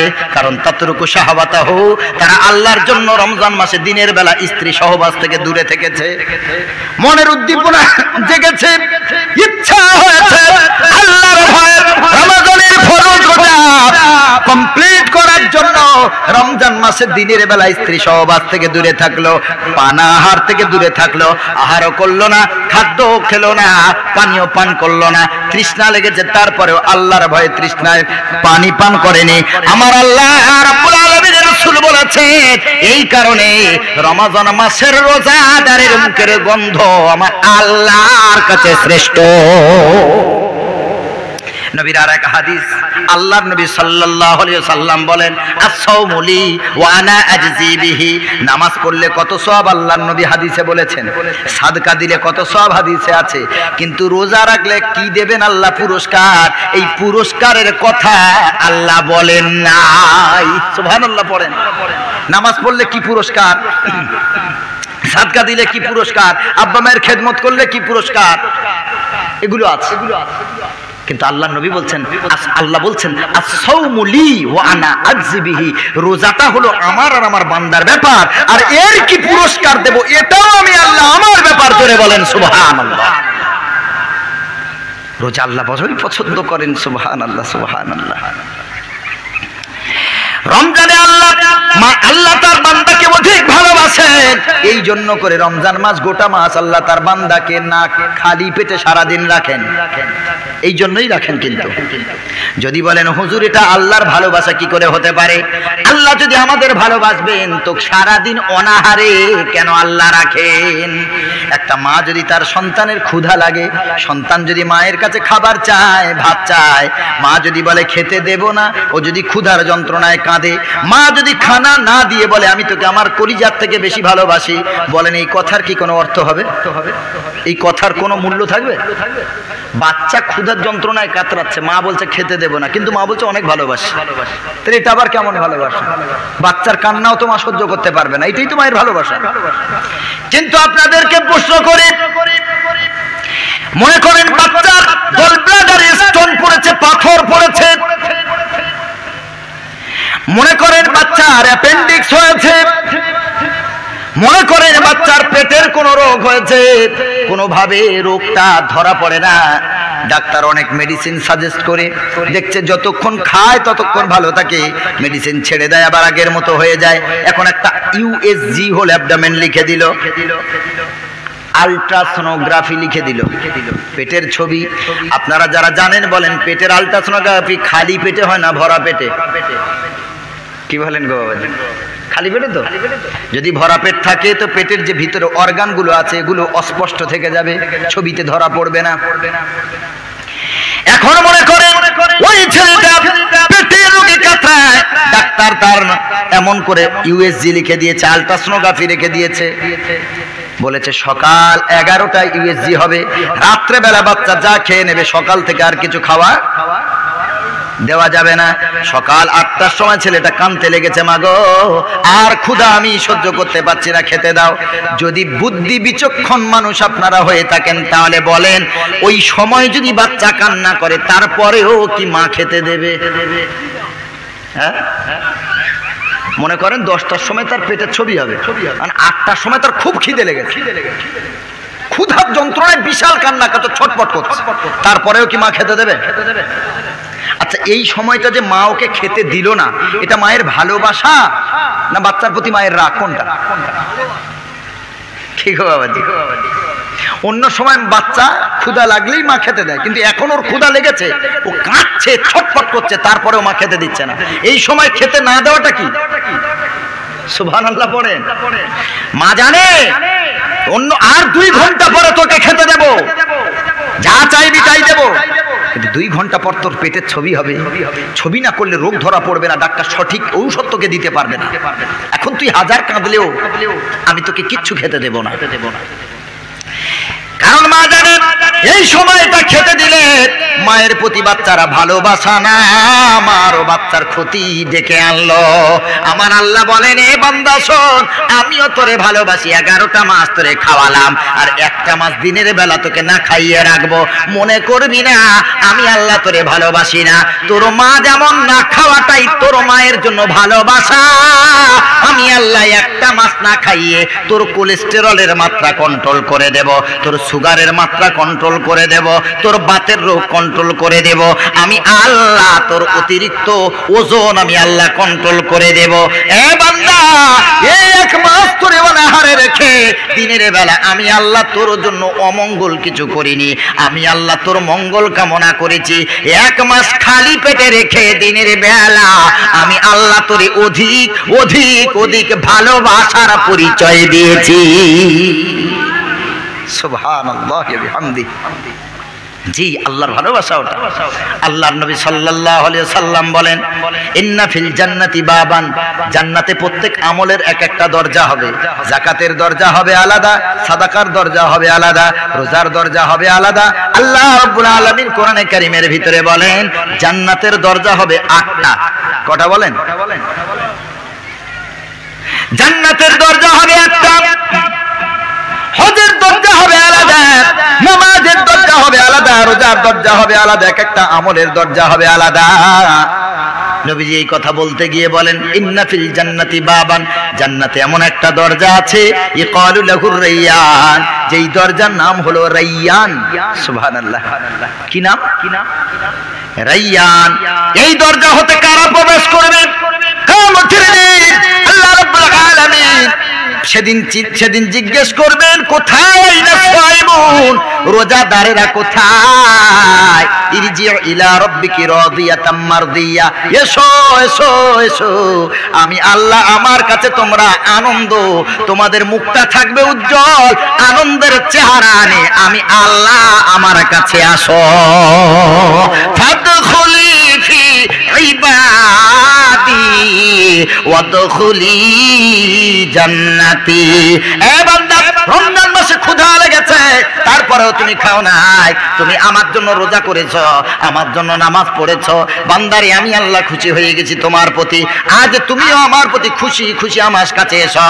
আফাদখুলি ফি ইবাদি, আমার ইবাদতকারী বান্দাদের ভিতরে তুমি অগ্রসর হও, তাদের কাতারে দাঁড়াও। ওয়াদখুলি জান্নাতি, আমি জান্নাতের সব দরজা খুলে দিলাম, যে দরজা খুশি তুমি আমার জান্নাতে প্রবেশ করে যাও। দয়ার নবী সাল্লাল্লাহু আলাইহি সাল্লাম বলেন, এ আবু বকর, কিয়ামতের দিন এমন কিছু মানুষ হবে জান্নাতের 8টা দরজা তাদেরকে আহ্বান করবে। নামাজের দরজা বলবে এসো আমার ভিতর দিয়ে জান্নাতে যাও, রোজার দরজা বলবে এসো আমার ভিতর দিয়ে জান্নাতে যাও, সাদাকার দরজা বলবে এসো আমার ভিতর দিয়ে জান্নাতে যাও। হযরত আবু বকর বললেন, ইয়া রাসূলুল্লাহ, এমন একজনের নাম আপনি বলুন যে জান্নাতের 8টা দরজা হতে তাকে সম্মানের জন্য আহ্বান করা হবে, তাকে সম্মানজনক আহ্বান করা হবে। আমার নবী বলেন, আবু বকর, ওই ব্যক্তিটা হলে তুমি। কারণ সারা পৃথিবীর সকল মানুষের আমল যদি এক পাল্লায় দিই, সব সাহাবীদের আমল যদি এক পাল্লায় দিই, আর তোমার একার আমল যদি আর এক পাল্লায় দিই রে আবু বকর, তোমার একার আমল সকলের উপরে ভারী পড়ে যাবে। বললেন, আবু বকর, তুমি এমন এক মানুষ, জান্নাতের সব দরজা তোমাকে ডাকবে। সুবহানাল্লাহ পড়েন, সব দরজা। এ বলবে আমার ভিতর দিয়ে যাও, ও বলবে দরজা চিন্তা করবে, এইরকম বান্দা যদি আমার ভিতর দিয়ে জান্নাতে যায়, আমি দরজা ধন্য হব। জোরে বলেন না সুবহানাল্লাহ। নবীজি বলেন, জান্নাতে এমন একটা দরজা আছে, যেই দরজার নাম হলো রাইয়ান। এই দরজা থেকে কেউ প্রবেশ করবে না শুধুমাত্র রোজাদার ছাড়া। সুবহানাল্লাহ। এই দরজা হতে কারা প্রবেশ করবে? জোরে বলেন। রোজাদার, শুধুমাত্র রোজাদারেরা ঢুকে যাবে, জান্নাতের পর্দা পড়ে যাবে, দরজা বন্ধ হয়ে যাবে, আর কারোর জন্য খোলা হবে না। সুবহানাল্লাহ পড়ে। তাহলে রোজা রাখলে এই দরজা দেবেন না রোজা ছাড়লে দেবেন? রোজা রাখলে, আল্লাহর জন্য রোজা রাখবেন। আল্লাহ রাব্বুল আলামিন বলেন, রোজা যদি রাখো, এই রোজার মাধ্যমে আমি আল্লাহ রাব্বুল আলামিন তোমাদেরকে মুত্তাকি বানাবো, তাকওয়াওয়ালা বানাবো। আমি আল্লাহ আমার ভয় তোমাদেরকে দান করব। এরপরে কাদের জন্য রোজা ছাড় দিয়েছেন আল্লাহ? সকলের জন্য কিন্তু রোজা ফরজ না, ফরজ সবার, কিন্তু ইসলাম কত সহজ দেখেন। আল্লাহ নবী বলছেন, আদ-দীনু ইসরুন, ইসলাম ধর্ম হলো অতি সহজ। জোরে বলেন না সুবহানাল্লাহ। ইসলাম ধর্ম সহজ না কঠিন গো? ইসলাম ধর্ম হলো অতি সহজ। নবীজি বলেন এমন সহজ। আল্লাহ রাব্বুল আলামিন বলেন, আইয়ামাম মাদুদাত, এই রমজানের রোজাটা হলো নির্দিষ্ট দিন, নির্দিষ্টই, হয় 29 হবে না হয় কটা হবে? 30 হবে। এক বছর নবীজি 29টা রোজা করলেন। আয়েশা, নবীজির বিবি আয়েশাতুল হুমায়রা রাদিয়াল্লাহু তাআলা জিজ্ঞাসা করছেন, ইয়া রাসূলুল্লাহ, আপনি যে 29টা করলেন? নবীজি বলেন, আয়েশা, মাস 29 দিনেও হয়। জোরে বলেন সুবহানাল্লাহ। ইন্না ইদ্দাতাশ শুহুরি ইনদাল্লাহি 12 শাহরান ফি কিতাবিল্লাহি ইয়াওমা খালাকাস সামাওয়াতি ওয়াল আরদ। আল্লাহ তাআলা বলেন, এই যে 12টা মাসে এক বছর হয়, এটা কি মানুষের বানানো না আল্লাহর? জি, আল্লাহর। আল্লাহ বললেন, যেদিন থেকে আসমান আর জমিন আমি আল্লাহ সৃষ্টি করেছি, ওই দিন থেকে 12টা মাস আমি আল্লাহ সৃষ্টি করেছি। জোরে বলেন সুবহানাল্লাহ। 12 শাহরান ফি কিতাবিল্লাহ, আল্লাহর কিতাবে মানে কোরআনে লেখা আছে, তাওরাত জাবুর ইনজিলেও লেখা ছিল, মাস কয় মাস বছরে? 12 মাস। এই জন্য 12 মাস কোনো বিজ্ঞানীদের তৈরি করা না, এটা কার তৈরি? আল্লাহর তৈরি। কোরআন বলছে। আল্লাহ রাব্বুল আলামিন বলেন, আইয়ামাম মাদুদাত, এই দিনগুলো হলো সুনির্দিষ্ট দিন, এই জন্য ওই কয়েকটা দিন তোমরা কেউ ছেড়ে দেবে না। ফামান কানা মিনকুম মারিদান আও আলা সাফারিন ফাইদ্দাতুম মিন আইয়ামিন উখর, তবে তোমাদের ভিতরে যারা অতি পীড়িত হবে, অতি রোগে রোগাক্রান্ত হবে, ডাক্তার বলেছে এই রোগে তোমাদের রোজা করা যাবে না, পেপটিক আলসার হয়েছে, ডুওডিনাম আলসার হয়েছে, আলসার পেশেন্ট যারা, খালি পেটে নিষেধ তাদের। আজও পর্যন্ত আলসার সারাবার প্রপার মেডিসিন, মেডিকেল সায়েন্সে নাই। ক্যান্সারের ঔষধ যেমন ওঠে নাই, এডস রোগের ঔষধ যেমন ওঠে নাই, সোরিয়াসিসের ঔষধ যেমন ওঠে নাই, আর্থারাইটিসের প্রপার মেডিসিন যেমন ওঠে নাই, আমার আল্লাহ রাব্বুল আলামিন বলেন বান্দারে আমি রোগ দিই, আমার কাছে রোগের জন্য শেফা চাও। ওয়া ইদা মারিদতু, রোগ যখন তোমার হয় আমি আল্লাহ আমার কাছে রোগের আরোগ্যের জন্য দোয়া করো। ফাহুয়া ইয়াশফিন, আমি আল্লাহই তোমার রোগ ভালো করি। সুবহানাল্লাহ। আমরা ডাক্তারের কাছে ছুটে যাই। ডাক্তার কাকে ডাকতে হবে? ডাক মানে ডাকো, তার মানে কাকে? আল্লাহকে। আমরা আসলটাকে ভুলে আমরা নকলের কাছে ছুটি। জি, ডাক্তার মানে কাকে ডাকো? আল্লাহকে ডাকো। আল্লাহ আমাদের নিকটেই, সুবহানাল্লাহ পড়া। আল্লাহ আমাদের থেকে অনেক দূরে না, কোরআনে আছে। আল্লাহ বললেন যারা অতি পীড়িত, এমন রোগ হয়েছে ডাক্তার যাদের বলে দিয়েছে খালি পেটে থাকলে রোগটা বৃদ্ধি পাবে, খালি পেটে থাকতে পারবে না, রোজা করতে পারবে না। আল্লাহ কত দয়াময়, যেই রোজা একটা ইচ্ছাকৃত ভাবে যদি ছাড়ে তো কটা করে পূরণ করতে হবে? সুস্থ শরীরে যদি ইচ্ছা করে একটা রমজানের রোজা ছাড়ে কটা করতে হবে? 60, 2 মাস। 2 মাস, জি 2 মাস লাগাতার, কিন্তু মাঝখানে আবার বাদ দেওয়া যাবে না, বাদ দিলে আবার 2 মাস। তার মানে রমজানের গুরুত্ব আছে না নাই? কত ভালোবাসেন। আমাদের রোগ ভালো করতে আল্লাহ এত গুরুত্ব দিয়েছেন যে তোদের বড় রোগ থেকে আমি আল্লাহ হেফাজত করবো, তবে রোজা ছেড়ে দিবি না। আল্লাহ এটা সিস্টেম করে দিয়েছে। রব্বুল আলামিন বলেন যারা তোমাদের ভিতরে অতি পীড়িত তাদের জন্য রোজা ছাড় আছে। সামান্য একটু হাঁচি হয়েছে, পরীক্ষা আছে, তার জন্য বলে রোজা করিস না, এতে ছাড়া যায় নাকি? অতি পীড়িত মারিজ, অতি পীড়িত এমন রোগ যেটাতে রোজা রাখার ক্ষমতাই নাই। আমার আপনার শরীর, আমরা তো বুঝবো যে রোজা রাখতে পারবো কিনা। এমন যদি রোগ হয় আল্লাহ তাআলা বলেন তাদের জন্য আমি আল্লাহ রমজানের যেই কদিন অসুস্থ থাকবে ওই কদিন আমি আল্লাহ রোজা তাদের ছাড় দিলাম। সুবহানাল্লাহ পড়েন। যেই আল্লাহ রোজার এত বাধ্যতামূলক বললেন ওই আল্লাহ আবার ছাড় দিচ্ছেন। দেখেন আর কাদের জন্য? আলা সাফারিন, যারা মুসাফির অবস্থায় থাকে, প্রবাসে থাকে, প্রবাসী যারা মুসাফির, আমার আল্লাহ জানেন মুসাফির অবস্থায় বড় কষ্ট। বিবি কাছে নাই, কেউ কাছে নাই, নিজের জামা নিজেকে কাচতে হয়, নিজেকে রান্না করতে হয়, নিজেকে কষ্ট করতে হয়। আল্লাহ রাব্বুল আলামিন মুসাফিরদের জন্য রমজানের রোজা আল্লাহ তাআলা মাফ করেছে। সুবহানাল্লাহ। আল্লাহ নবীও মুসাফির অবস্থায় রোজা রেখেছেন আবার ছেড়েছেন, রাখারও হাদিস, ছাড়ারও হাদিস। এজন্য যদি তখন তো পায়ে হেঁটে সফর করত, মাইলের পর মাইল, দিনের পর দিন, রাতের পর রাত হাঁটতো।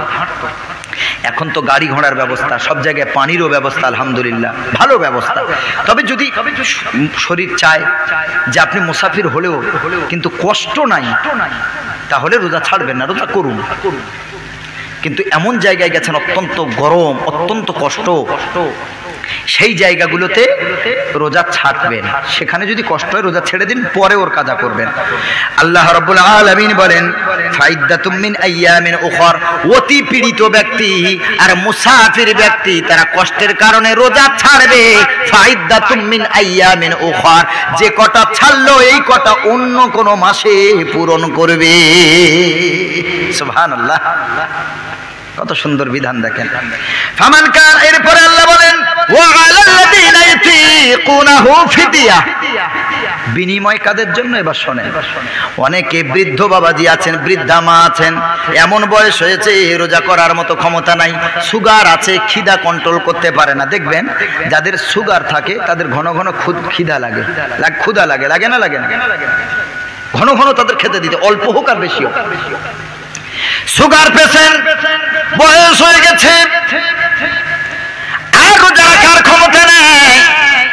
ও মুসলমান বাবাজি, আল্লাহ রাব্বুল আলামিন মুসাফিরদের রোজার কাজা রেখেছেন। খুব ভালো করে শুনেন। আল্লাহ রাব্বুল আলামিন পীড়িত যারা, রোগে ভুগেছে যারা, পরবর্তীতে তাদের রোজার কাজা রেখেছেন। কিন্তু রব্বুল আলামিন এমন একজনের রোজা কাজা রাখলো না আমার নবী সাল্লাল্লাহু আলাইহি সাল্লাম বলেন, কোরআনের মাধ্যমে যারা এত বয়স হয়ে গেছে, বিছান সজ্জায় সজ্জায়িত হয়ে গেছে, ওই রোগ আর সারবে বলে মনে হয় না। ডাক্তার বলে দিয়েছে বাড়িতে নিয়ে যাও, আর রোগ সারার কোনো চান্স নাই। শরীরের উন্নতি আর ঘটবে না, ধীরে ধীরে অবনতি হবে। তার মানে এবার বোঝেন, যে ওই মানুষটার উপরে যদি আল্লাহ রোজা ফরজ করে দিত, তাহলে ওই মানুষটা তো আর সুস্থ হওয়ার কোনো চান্স নাই। সুস্থ যদি না হয় তো রোজাটা রাখবে কবে? আল্লাহ কত দয়া করলেন দেখেন। বৃদ্ধ বাবাজি, বৃদ্ধা মায়েদের জন্য রোজা রাখার ক্ষমতা যাদের নেই, আল্লাহ রাব্বুল আলামিন বলেন, ফিদিয়াতুন তাআমু মিসকিন, তারা যে কত রোজা ছেড়ে দেবে। আল্লাহর নবীর এক সাহাবী 2 বছরের 2টো রমজান মাস রোজা করলো না। এক একটা রোজার বিনিময়ে এক একটা মিসকিনকে তিনি গোশত আর রুটি খাইয়েছিলেন। জোরে বলেন সুবহানাল্লাহ। যারা বুড়ো হয়ে গেছে, বুড়ি হয়ে গেছে, বৃদ্ধ হয়ে গেছে, বৃদ্ধা হয়ে গেছে, বয়সের ভারের কারণে রোজা রাখতে পারে না, আমার আল্লাহ বলে প্রত্যেকটা রোজার বিনিময় হিসেবে এক একটা করে মিসকিন খাইয়ে দিতে হবে। সুবহানাল্লাহ। এদের কাজা নাই, কারণ শরীর তো আর সুস্থ হবে না, বয়স হয়ে গেছে, ওই রোগেই হয়তো মারা যেতে পারে। তাহলে তার যদি কাজা আল্লাহ রেখে দেয়, তো কাজাটা আদায় করবে কে? সুবহানাল্লাহ। ইসলাম কত আসান দেখেন, কত সহজ। আল্লাহ বলেন, যারা বয়স হয়ে গেছে তাদের রোজার কাজা নেই, তারা শুধু যে কটা রোজা ছেড়েছে এক একটা মিসকিনকে খাইয়ে দেবে। সুবহানাল্লাহ বিহামদিহি। এরপর আল্লাহ রাব্বুল আলামিন বলেন, ফামান তাতাওয়া খায়রান ফাহুয়া খায়রুল লাহ, কেউ যদি নিজ ইচ্ছায় ভালো কাজ করে, ফাহুয়া খায়রুল্লাহ, ওটাই হবে তার জন্য উত্তম। মুসাফির অবস্থায় আছেন, কষ্ট বেশি হয় না, এমন জায়গায় সফর করেছেন পানির অভাব নাই, থাকারও কষ্ট নাই, খানারও কষ্ট নাই, আমার আল্লাহ তাআলা বলেন শরীর এমন সুস্থ, তুমি রোজা রাখার মতো ক্ষমতা তোমার আছে, তারপরেও তুমি রোগের উপরে তুমি রোগের কথা বলে অজুহাত দিয়ে রোজা রাখো না। আমার আল্লাহ তাআলা বলেন, ফামান তাতাওয়া খায়রান, যারা নিজ ইচ্ছায় রোজা করবে, সৎ কাজ করবে, ভালো কাজ করবে, ফাহুয়া খায়রুল্লাহ, তাদের জন্য এটাই হলো মহা উত্তম। এরপরে উত্তম কাজগুলির ভিতরে সেরা কাজ কোনটা? আল্লাহ তাআলা বলেন, ওয়া আনতাসুমু খায়রুল লাকুম, সুতরাং যাদের রোজা রাখার ক্ষমতা আছে রোজা ছাড়বে না, ওয়া আনতাসুমু, তোমাদের রোজা খায়রুল লাকুম, তোমাদের জন্য অতি উত্তম। ইন কুনতুম তা'লামুন, রোজা যে কত উপকার, কত ফজিলত, যদি জানতে রে বান্দা একটা রোজা ছেড়ে দিতে না। এরপর আল্লাহ রাব্বুল আলামিন বলেন, শাহরু রমাদান আল্লাযী উনজিলা ফীহিল কুরআনু হুদাল লিন-নাস। এরপর আল্লাহ মাস কত সেরা বলছেন। আল্লাহ এই মাসটা এমন মর্যাদাপূর্ণ মাস, শাহরু রমাদান, রমাজান মাস, উনজিলা ফীহিল কুরআন, যেই মাসে আল্লাহ তাআলা 104 খানা সহিফা আল্লাহ দুনিয়াতে পাঠালেন। আল্লাহ রাব্বুল আলামিন 104 খানা কিতাব সহিফার ভিতরে কোরআনটাকে আল্লাহ সেরা বানালেন। 104-এর ভিতরে সেরা কোনটা গো? আল কোরআন। শুধু কোরআন আল্লাহ আমাদের সেরা দেয়নি, তাওরাত, জাবুর, ইনজিল, আল কোরআন, এই চারটে হলো সেরা। কিন্তু তিনটের ভিতরে আল্লাহর কথাকে তারা কাটছাট করে নিজের কথা ঢুকিয়ে দিয়েছে। আজও পর্যন্ত আল্লাহর কোরআনে মানুষের নিজের মন মস্তিষ্কের কথা কোরআনে পাওয়া যায় না। সুবহানাল্লাহ। কোরআন যেমন ছিল তেমনই আছে, এর বিকৃতি ঘটাবার ক্ষমতা কারো নাই, কারণ এটা হলো 1 নম্বর সেরা। আল্লাহ আমাদের মাস দিয়েছেন সেরা, সুবহানাল্লাহ পড়েন। আল্লাহ আমাদের কিতাব দিয়েছেন সেরা, নবী দিয়েছেন সেরা। আমরা উম্মত হিসেবে 1 নম্বর নবীর উম্মত, আমরা ধর্ম হিসেবে 1 নম্বর ধর্ম পেয়েছি, আমরা রাত হিসেবে লাইলাতুল কদর, পৃথিবীর শ্রেষ্ঠ রাত আল্লাহ আমাদের দিয়েছেন। জোরে বলেন সুবহানাল্লাহ। যা দিয়েছেন সবে 1 নম্বর। যা দিয়েছেন ক নম্বর? 1 নম্বর দিয়েছেন। ফার্স্ট কোয়ালিটি দিয়েছেন, সেকেন্ড কোয়ালিটি না, থার্ড কোয়ালিটি না। আল্লাহ নবী দিয়েছেন, সব নবীদের নবী 1 নম্বর নবী। কোরআন দিয়েছেন 1 নম্বর, মাস দিয়েছেন 1 নম্বর, রাত দিয়েছেন 1 নম্বর। সুবহানাল্লাহ পড়েন। ইসলাম দিয়েছেন 1 নম্বর। আল্লাহ যা কিছু আমাদের দান করেছেন সব কিছু আমাদের 1 নম্বর জিনিসটা দান করেছেন, ফার্স্ট কোয়ালিটি, ফার্স্ট মডেলটা আল্লাহ আমাদের দিয়েছেন। সুবহানাল্লাহ। আল্লাহ তাআলা বলেন এই মাসটা জাতা মাস না, এই মাসে আমি আল্লাহ তাআলা কোরআন নাজিল করেছি রে বান্দা। কেমন কোরআন তোমরা এই মাসে পেয়েছো? হুদাল লিন্নাস, যেই কোরআনটা হলো মানুষদের জন্য পথ প্রদর্শক। সুবহানাল্লাহ। কোরআন আমাদের জন্য কি? পথ দেখায়, পথ প্রদর্শক। বাইয়িনাতিন মিনাল হুদা ওয়াল ফুরকান। আর আল্লাহ রাব্বুল আলামিন এই কোরআনটাকে এমন করে আমাদের পাঠালেন, সত্য মিথ্যার ব্যবধানকারী, তফাৎকারী কোরআন। এবং আল্লাহ রাব্বুল আলামিন, আল্লাহ পরিষ্কার, আল্লাহ স্পষ্ট বর্ণনা আল্লাহ কোরআনে দান করেছে।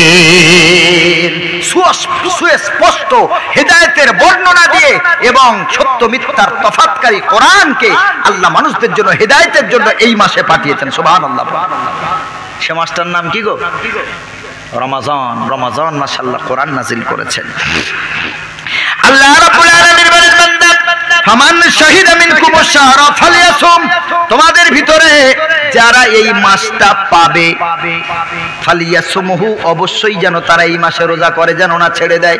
আল্লাহ বলেন ফামান শাহিদা, তোমাদের ভিতরে যারা, মিনকুম, তোমাদের ভিতরে যারা এই মাসে উপস্থিত থাকবে, মানে ঘরে থাকবে, নিজ গৃহে থাকবে, সফরে না, প্রবাসে না। আল্লাহ তাআলা বলেন ফামান শাহিদা মিনকুমুশ শাহরা ফালিয়াসুম, তোমাদের ভিতরে যারা রমজান মাসে নিজ গৃহে থাকবে, বাড়িতে থাকবে, ফালিয়াসুমহু, তারা যেন এই মাসটা রোজা করে। ওমান কানা মারিদান আও আলা সাফারিন ফাইদ্দাতুম মিন আইয়ামিন উখর।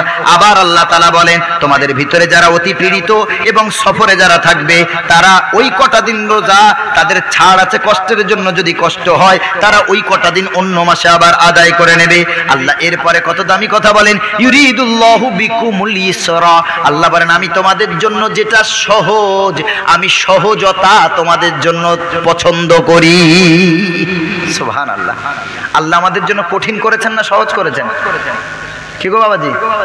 সহজ। কেন? ইসলামের পূর্ব যুগে সাহাবীরা স্ত্রী সহবাস করতেন মাগরিব থেকে এশা পর্যন্ত। মনোযোগ দিয়ে শোনেন, ইসলামের প্রথম যুগে সাহাবীরা মাগরিব থেকে এশা পর্যন্ত, তখন এটাই হুকুম ছিল আল্লাহ, মাগরিব থেকে এশা পর্যন্ত ইফতার করতেন, সহবাস করতেন। ওই এশা থেকে নিয়ে পরের দিন এশা পর্যন্ত সারা দিন যাবে, তারপরের দিন এশা পর্যন্ত তারা কিছুই খেতে পারবে না, সারা রাত সহবাসও করতে পারবে না। এবার এই মাগরিব আর এশার মধ্যে যদি কোনো আল্লাহর বান্দাবান্দি ঘুমিয়ে পড়ে, তার ওই দিনে আর ইফতার করতে পারবে না, সহবাসও করতে পারবে না। এক সাহাবী মাগরিবের ইফতারের আগে ঘুমিয়ে পড়েছে, এমন কি এবার এই ক্ষুধা অবস্থায় ঘুম ভেঙেছে রাত্রে বেলা, এত ক্ষুধা লেগেছে আগের দিন সারা দিন রোজা অবস্থায়, কিন্তু এখন হুকুম হলো আর ও রোজা ভাঙতে পারবে না, পরের দিন আবার ইফতারের সময় ইফতার করতে হবে। মাগরিব থেকে এশা এই সময়টুকু তখন ছিল। এরপরে ওই আল্লাহর বান্দা ক্ষুধার তাড়না, ক্ষুধার যন্ত্রণা সহ্য না করতে পেরে সেন্সলেস হয়ে পড়ে গেছে, অজ্ঞান হয়ে পড়ে গেছে।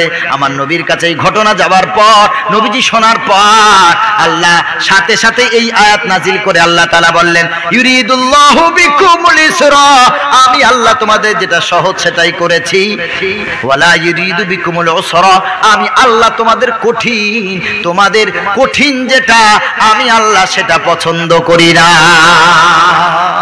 তোমাদের উপরে কঠোরতা করিনি, সহজ করেছি, কঠিন আমি আল্লাহ তোমাদের উপরে বানাইনি। জোরে বলেন সুবহানাল্লাহ। তারপর থেকে হুকুম কি এলো সেটা পরে বলছে, যেটা আমরা বর্তমানে মানি। ভাইরা আমার, আল্লাহ রাব্বুল আলামিন বলেন ওয়ালি তুকমিলুল ইদ্দাতা, সুতরাং আল্লাহ তোমাদের যেহেতু দয়া করেছেন, আচ্ছা ওই নিয়ম যদি এখন বর্তমানে থাকতো আমাদের কষ্ট হতো না? কি গো বাবাজি? শুধু মাগরিব থেকে এশা এই 1-1.5 ঘন্টা কত কষ্ট হতো বলেন তো?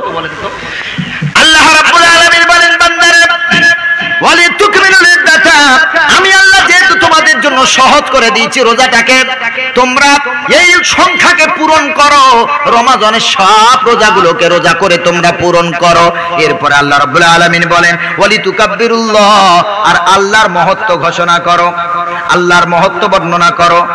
ওয়ালি তুকাব্বিরুল্লাহ আলা মা হাদাকুম ওয়া লাআল্লাকুম তাশকুরুন, আল্লাহ যে তোমাদের হেদায়েতের পথে রেখেছেন, সুপথের উপরে আল্লাহ তোমাদের দৃঢ় অবস্থায় রেখেছেন, তোমাদের যে আল্লাহ ভালো পথে রেখেছেন, আল্লাহ যে তোমাদের জন্য সহজ করে দিয়েছেন, এই জন্য করে তোমরা আল্লাহর মহত্ব বর্ণনা করো, আল্লাহর নামের তাসবিহ গুণগান গণকীর্তন করো, ওয়ালা আল্লাকুম তাশকুরুন, আর আল্লাহর শুকরিয়া আদায় করো।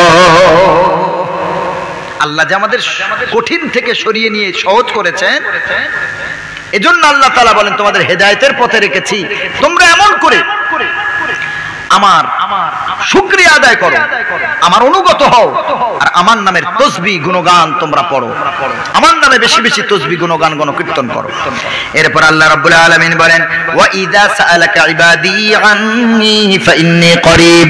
আল্লাহ কত দামি চমৎকার কথা কোরআন মাজিদে বলেন, ওয়া ইযা সাআলাকা, ও নবী, যখন আপনার কাছে কেউ প্রশ্ন করে, ইবাদি আমার কোন বান্দা যদি আপনাকে প্রশ্ন করে, আন্নী আমি আল্লাহ আমার ব্যাপারে, যে আমি আল্লাহ কোথায়, আমার বান্দার থেকে দূরে না কাছে, নবীজি আপনি বলে দেন ইন্নী করিব, আমি আল্লাহ আমার বান্দার থেকে দূরে না, আমার বান্দার অতি নিকটে থাকি। আল্লাহ আমাদের থেকে দূরে না কাছে গো। জি, বিপদে কাউকে কাছে পাবেন না, কিন্তু একজনকে পাবেন, উনি কে? আল্লাহকে ছাড়া বিপদে কাউকে কাছে পাবেন না। আল্লাহ তাআলা বলেন বান্দারে আমি আল্লাহ ইন্নী করিব, অতীব কাছে। সুবহানাল্লাহ। এরপর আল্লাহ রাব্বুল আলামিন বলেন উজিবু দাওয়াতাদ দাঈ ইযা দাআন, যখন কোন বান্দা আমাকে ডাকে, আমার কাছে দোয়া চায়, তার দোয়াতে আমি আল্লাহ সাড়া দিই, তার ডাকে আমি আল্লাহ সাড়া দিই। ফালইস্তাজিবুলি। এরপর আল্লাহ তাআলা বলেন যেহেতু আমি তোমাদের ডাকে সাড়া দিই, তোমরাও আমার ডাকে সাড়া দাও। আল্লাহর ডাক কি? নামাজ, রোজা, হজ, যাকাত, কালেমা। এই পাঁচটা তো ইসলামের বুনিয়াদ। বুনিয়াল ইসলাম আলা খামসিন। ইসলাম কি কে আছে? পাঁচটা খুঁটির উপরে। একটা হলো নামাজ, দ্বিতীয় রোজা, হজ, যাকাত, আর 5 নম্বরটা কালিমা। কালিমাটাই হাদিসে প্রথম নম্বরে এসেছে। এই পাঁচটা হলো ইসলামের বুনিয়াদ খুঁটি। ও ভাইরা আমার, আল্লাহ তাআলা নামাজের দিকে ডাকলেন, আমার অনুগত হও, আমার আদেশ মানো, নবীর সুন্নত মানো, এটাই হলো আল্লাহর ডাক। আল্লাহ বলেন তোমার ডাকে যেমন সাড়া দিয়ে তোমার রোগ ভালো করি, তোমার অভাব দূর করি, তোমার কষ্ট দূর করি, পেরেশানি দূর করি, তেমন আমি আল্লাহ ভালো রাস্তার দিকে তোমারে ডেকেছি, তুমিও আমার ডাকে সাড়া দাও। ফালিয়াস্তাজিবুলি ওয়ালিয়ুমিনু বি, তুমি আমার প্রতি ঈমান আনো, ওয়ালিয়ুমিনু বি লাআল্লাহুম ইয়ারশুদুন, যদি আমার ডাকে সাড়া দাও, আমার প্রতি ঈমান আনো, তবে আমি আল্লাহ তোমাদেরকে সঠিক পথের উপরে রাখবো। সুবহানাল্লাহ পড়েন। আল্লাহর ডাকে যদি সাড়া দিই, মানে নামাজ কালাম যদি পড়ি, হালাল ইনকাম যদি করি, আর আল্লাহর প্রতি যদি বিশ্বাস রাখি, মানানি, তাহলে আমরা সৎ পথে থাকবো না অসৎ? আল্লাহ তাআলা বলেন লাআল্লাহুম ইয়ারশুদুন, তোমরা সৎ পথে থাকবে, তোমাদেরকে আমি আল্লাহ তাআলা সঠিক পথে তোমাদেরকে আমি আল্লাহ রাখবো, পথভ্রষ্ট আমি আল্লাহ করব না। সুবহানাল্লাহ। এরপর আল্লাহ রাব্বুল আলামিন বলেন, আচ্ছা আপনাদের জিজ্ঞেস করি, রমজান মাসে স্ত্রী সহবাস করা যাবে না যাবে না? কে বললেন? আলহামদুলিল্লাহ। আর যারা বলেননি, তার মানে একটা মাস স্ত্রীর হক নষ্ট করেছেন। কি গো? একটা মাস স্ত্রী হক নষ্ট করেছে। বলে রমজান মাস, ওর স্ত্রী যদি কাছে যায়, তুই নিচে ঘুমা, আমি উপরে ঘুমাবো। আল্লাহ কত দয়াবান। হযরত ওমর রাদিয়াল্লাহু তাআলা আনহু সেই সময়ে যখন মাগরিব থেকে এশা পর্যন্ত যখন ইফতারের সময় আর সহবাসের সময় ছিল, তিনি এই সময়টা যখন ক্রস করে গেল, এই সময়টা যখন পার হয়ে গেল, এরপর হযরত ওমর রাদিয়াল্লাহু তাআলা আনহু একদিন তিনি খায়েশাতকে দমন না করতে পেরে তিনি তার স্ত্রীর সাথে সহবাস করে বসলেন, পানাহারও করে বসলেন। এই ঘটনা নবীর কাছে যাওয়ার পর সাথে সাথে আল্লাহ কঠিনটাকে সহজে রূপান্তরিত করলেন। জোরে বলেন সুবহানাল্লাহ। দেখেন নবীর হাদিস। আল্লাহ রাব্বুল আলামিন বলেন এই কথাগুলো আমি এই কিতাবে লিখেছি যে রমজান মাসে কিভাবে কি নিয়মে কি সব এই ডিটেলসগুলো আমি লিখেছি। একটু 50টা টাকা মাত্র হাদিয়া মনে করে নিয়ে যাবেন, এটা আপনার জন্য উপহার, এটা আপনার জন্য একটা অমূল্য সম্পদ। অনেক জিনিস জানতে পারবেন ইনশাআল্লাহ। কি বলেন আব্বা, বলেন জি জি। আমাদের কিলোমিটার হিসেবে 73 কিলোমিটার। না না না, মনে করেন একটা মানুষ ঘর থেকে বার হলো 73 কিলোমিটারের বাইরে যাবে, এবং জি হেঁটে যাক গাড়িতে যেভাবেই যাক, বর্তমানে যেভাবেই যাক 73 কিলোমিটার।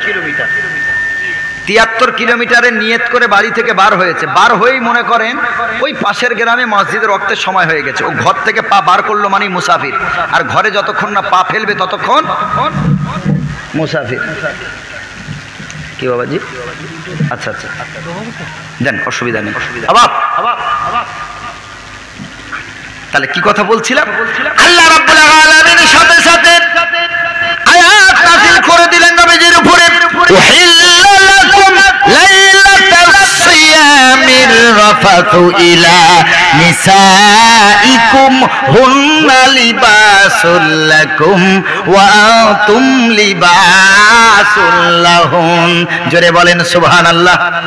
অন্তত আমার বৃদ্ধ বাবাজি না বলুক, জওয়ানরা বলো, তোমাদের এবার কথা বলছি, স্ত্রীর কাছে যেতে পারবে কিনা? জোরে বলেন সুবহানাল্লাহ। আরো আওয়াজ দিয়ে বলেন সুবহানাল্লাহ। নারে তাকবীর। ও ভাইরা আমার, আল্লাহ রাব্বুল আলামিন কি চমৎকার বর্ণনা কোরআন মাজিদের ভিতরে। দ্বিতীয় নম্বর পারাতে আল্লাহ রাব্বুল আলামিন বলেন, উহিল্লা লাকুম লাইলাতাস সিয়ামির রাফাতু ইলা নিসাইকুম। রমজান মাসে দিনের বেলা সুবহে সাদিক হয়ে যাওয়ার পর থেকে আর ইফতার পর্যন্ত স্ত্রীর কাছে যাবে না। বাকি ইফতার থেকে শুরু করে সেহরি পর্যন্ত যে পন্থা খুশি, যে নিয়মে খুশি, যে পদ্ধতিতে খুশি, তোমার বিবিদের কাছে তোমরা যেতে পারো। জোরে বলেন সুবহানাল্লাহ। নারে তাকবীর। কোনো পন্থা নাই, ভরা পেট যাবেন কি খালি পেট যাবেন? অনেক বাংলা বই লেখা আছে গো, ভরা পেটে স্ত্রী সহবাস করবে না। দেখবেন যারা বই টই পড়েন, পড়ার যাদের মোটামুটি নেশা আছে, আমি যেটা বলছি মিলে যাবে। স্বামী স্ত্রীর দাম্পত্য জীবন বলে একটা বই পাওয়া যায়, আমি নিজে পড়ে দেখেছি। এতে লেখা আছে ভরা পেটে রাতের প্রথম অংশে স্ত্রীর কাছে যাবে না। আর কোরআন বলছে শোনো, ফাতু হারথাকুম আন্না শিতুম, তোমাদের বিবিরা তোমাদের ক্ষেত্র সমূহ, ক্ষেত্র মতো যেমন চাষের জমি হয়, আমার আল্লাহ রাব্বুল আলামিন বলেন তোমাদের স্ত্রীরা তোমাদের ক্ষেত্র, তোমরা ফাতু হারথাকুম তোমাদের ক্ষেত্রে গমন করো। কিভাবে? আন্না শিতুম, যেভাবে ইচ্ছা। সুবহানাল্লাহ পড়েন।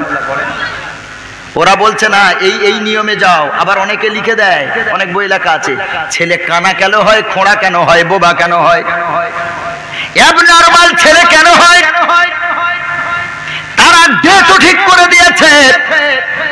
অমাবস্যার রাতে সহবাস করবে না, পূর্ণিমার রাতে করো। ছি ছি ছি ছি, কোরআনের পুরো উল্টো কথা, হারাম কথাগুলো বলে দিয়েছে। মাসের এই সময় স্ত্রীর কাছে যাও, খালি পেটে যাও, রাতের শেষ ভাগে ভোরের সময়ে যাও। এখন মনে করেন কারোর প্রথম রাতে তার দৈহিক চাহিদার প্রবণতা বেড়ে গেছে, সে কি করবে? ভোর পর্যন্ত অপেক্ষা করবে নাকি? কোরআন বলছে আন্না শিতুম, যখন ইচ্ছা যেভাবে চাও তোমার স্ত্রীর কাছে যাও। জোরে বলেন সুবহানাল্লাহ। দ্বার হবে একটা, জননেন্দ্রিয় প্রসবের জায়গা বাদ দিয়ে গুহ্যদ্বারে সহবাস করা জায়েজ নাই। সেই যুগে হতো, আল্লাহর নবী কোরআনের মাধ্যমে হাদিসের মাধ্যমে বলে দিলেন হারাম। জননেন্দ্রিয় জায়গা ঠিক রেখে যে কোনো পদ্ধতি অবলম্বন করে স্ত্রীর কাছে যাওয়া জায়েজ। জোরে বলেন সুবহানাল্লাহ।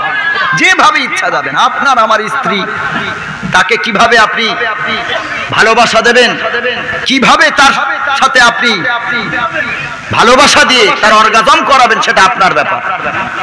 আল্লাহ আমাদের হেফাজত করো। জোরে বলেন সুবহানাল্লাহ। একটু বসেন ভাই, ভালো না লাগলে কিচ্ছু করার না, আমি কোরআনের বাইরে কথা বলছি না। আপনার ভালো না লাগলে সোজা গো টু হোম কুইকলি। আমি কি এখন বাংলা বই থেকে গল্প শুরু করব? আমার লাইফে আমি কোনো ঘটনা বলতে চাই না। মন গড়া গল্প বললে তাতে কোনো মানুষের লেখা, ওতে ভুল থাকতে পারে, মানুষ লিখেছে, আরে মানুষের জীবনে ভুল। আমি আল্লাহর লেখা কিতাব থেকে বলছি। মানে সারা জীবন তো ঘটনায় গুলিয়েছে, কোরআন ভালো লাগতে পারে আর নাকি? কোরআনের এক একটা আয়াত ধরে ধরে পড়ছি, ছেলে খেলা করছো কেনটায়? কোরআন যার ভালো লাগবে না, ঈমান নাই তার। আমি এখানে চ্যালেঞ্জ করে বলছি, 23 বছর নবী কোরআন তাফসীর করে গেছেন, 23 বছর, আর সেই তাফসীর শুনে বেদিনরা মুসলমান হয়েছে। পরপর একই আয়াত আসছে, আমার তো ব্যাখ্যা সেভাবে করতে হবে। একটা মানুষ যদি ভুল ব্যাখ্যা শুনে সে যদি বাড়ি যায় আর ওইটা যদি আমল করে, আমি দায়ী হব? আল্লাহ রাব্বুল আলামিন বলেন, হুন্না লিবাসুল লাকুম ওয়া আনতুম লিবাসুল লাহুন্না। স্ত্রী স্বামীর পোশাক, স্বামী হলো স্ত্রীর পোশাক। পোশাক যেমন গায়ে রাখতে হয়, পোশাকের বৈশিষ্ট্য হলো গায়ে থাকা। আল্লাহ বলেন স্বামী আর স্ত্রী আলাদা থাকবে না।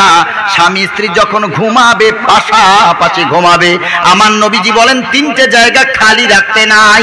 একটা হলো বাইনা ফি সফিস সালাত, নামাজের কাতারের মাঝখানে। নাম্বার 2 বাইনা যাওজাইন, স্বামী আর স্ত্রী যখন ঘুমাবে, স্বামী স্ত্রী যখন ঘুমাবে পাশাপাশি ঘুমাবে। জোরে বলেন সুবহানাল্লাহ। নাম্বার 3, যেইখানে দিনের কথা হয়, দিনই আলোচনা হয়, ওইখানে যখন বসবে এইরকম ফাঁকা ফাঁকা না, গায়ে গায়ে চেপে বসবে। কারণ ফাঁকা জায়গায় শয়তান থাকে, আর আল্লাহর নবী বলেছেন শয়তান যখন ব্রেনে ঢুকে যাবে তখন আর তাফসীরই ভালো লাগবে না। 3টে জায়গা খালি রাখবে না। তার মধ্যে কি দ্বিতীয়টা? স্বামী আর স্ত্রী যখন ঘুমাবে। এখন তো ও মোবাইল নিয়ে একদিকে ঘুমিয়ে আছে, এ মোবাইল নিয়ে আরেকদিকে ঘুমিয়ে আছে।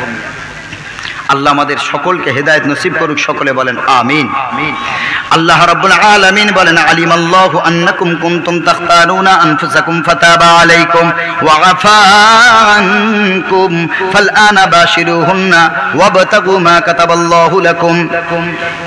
এরপরে আল্লাহ আর একটা কথা বললেন, ওয়াকুলু ওয়াশরাবু হাত্তা তাবায়্যানা লাকুমুল খায়তুল আবয়াদ। তখন তো ঘড়ি ছিল না, কিভাবে তারা রোজা করবে, কিভাবে তারা সেহরি খাবে? আল্লাহ বলেন ওয়াকুলু, তোমরা খাও, ওয়াশরাবু, পান করো, হাত্তা তাবায়্যানা লাকুমুল খায়তুল আবয়াদ মিনাল খায়তিল আসওয়াদ, যতক্ষণ কালো সুতো থেকে সাদা সুতো পরিষ্কার বুঝতে না পারবে ততক্ষণ পর্যন্ত সেহরি করবে।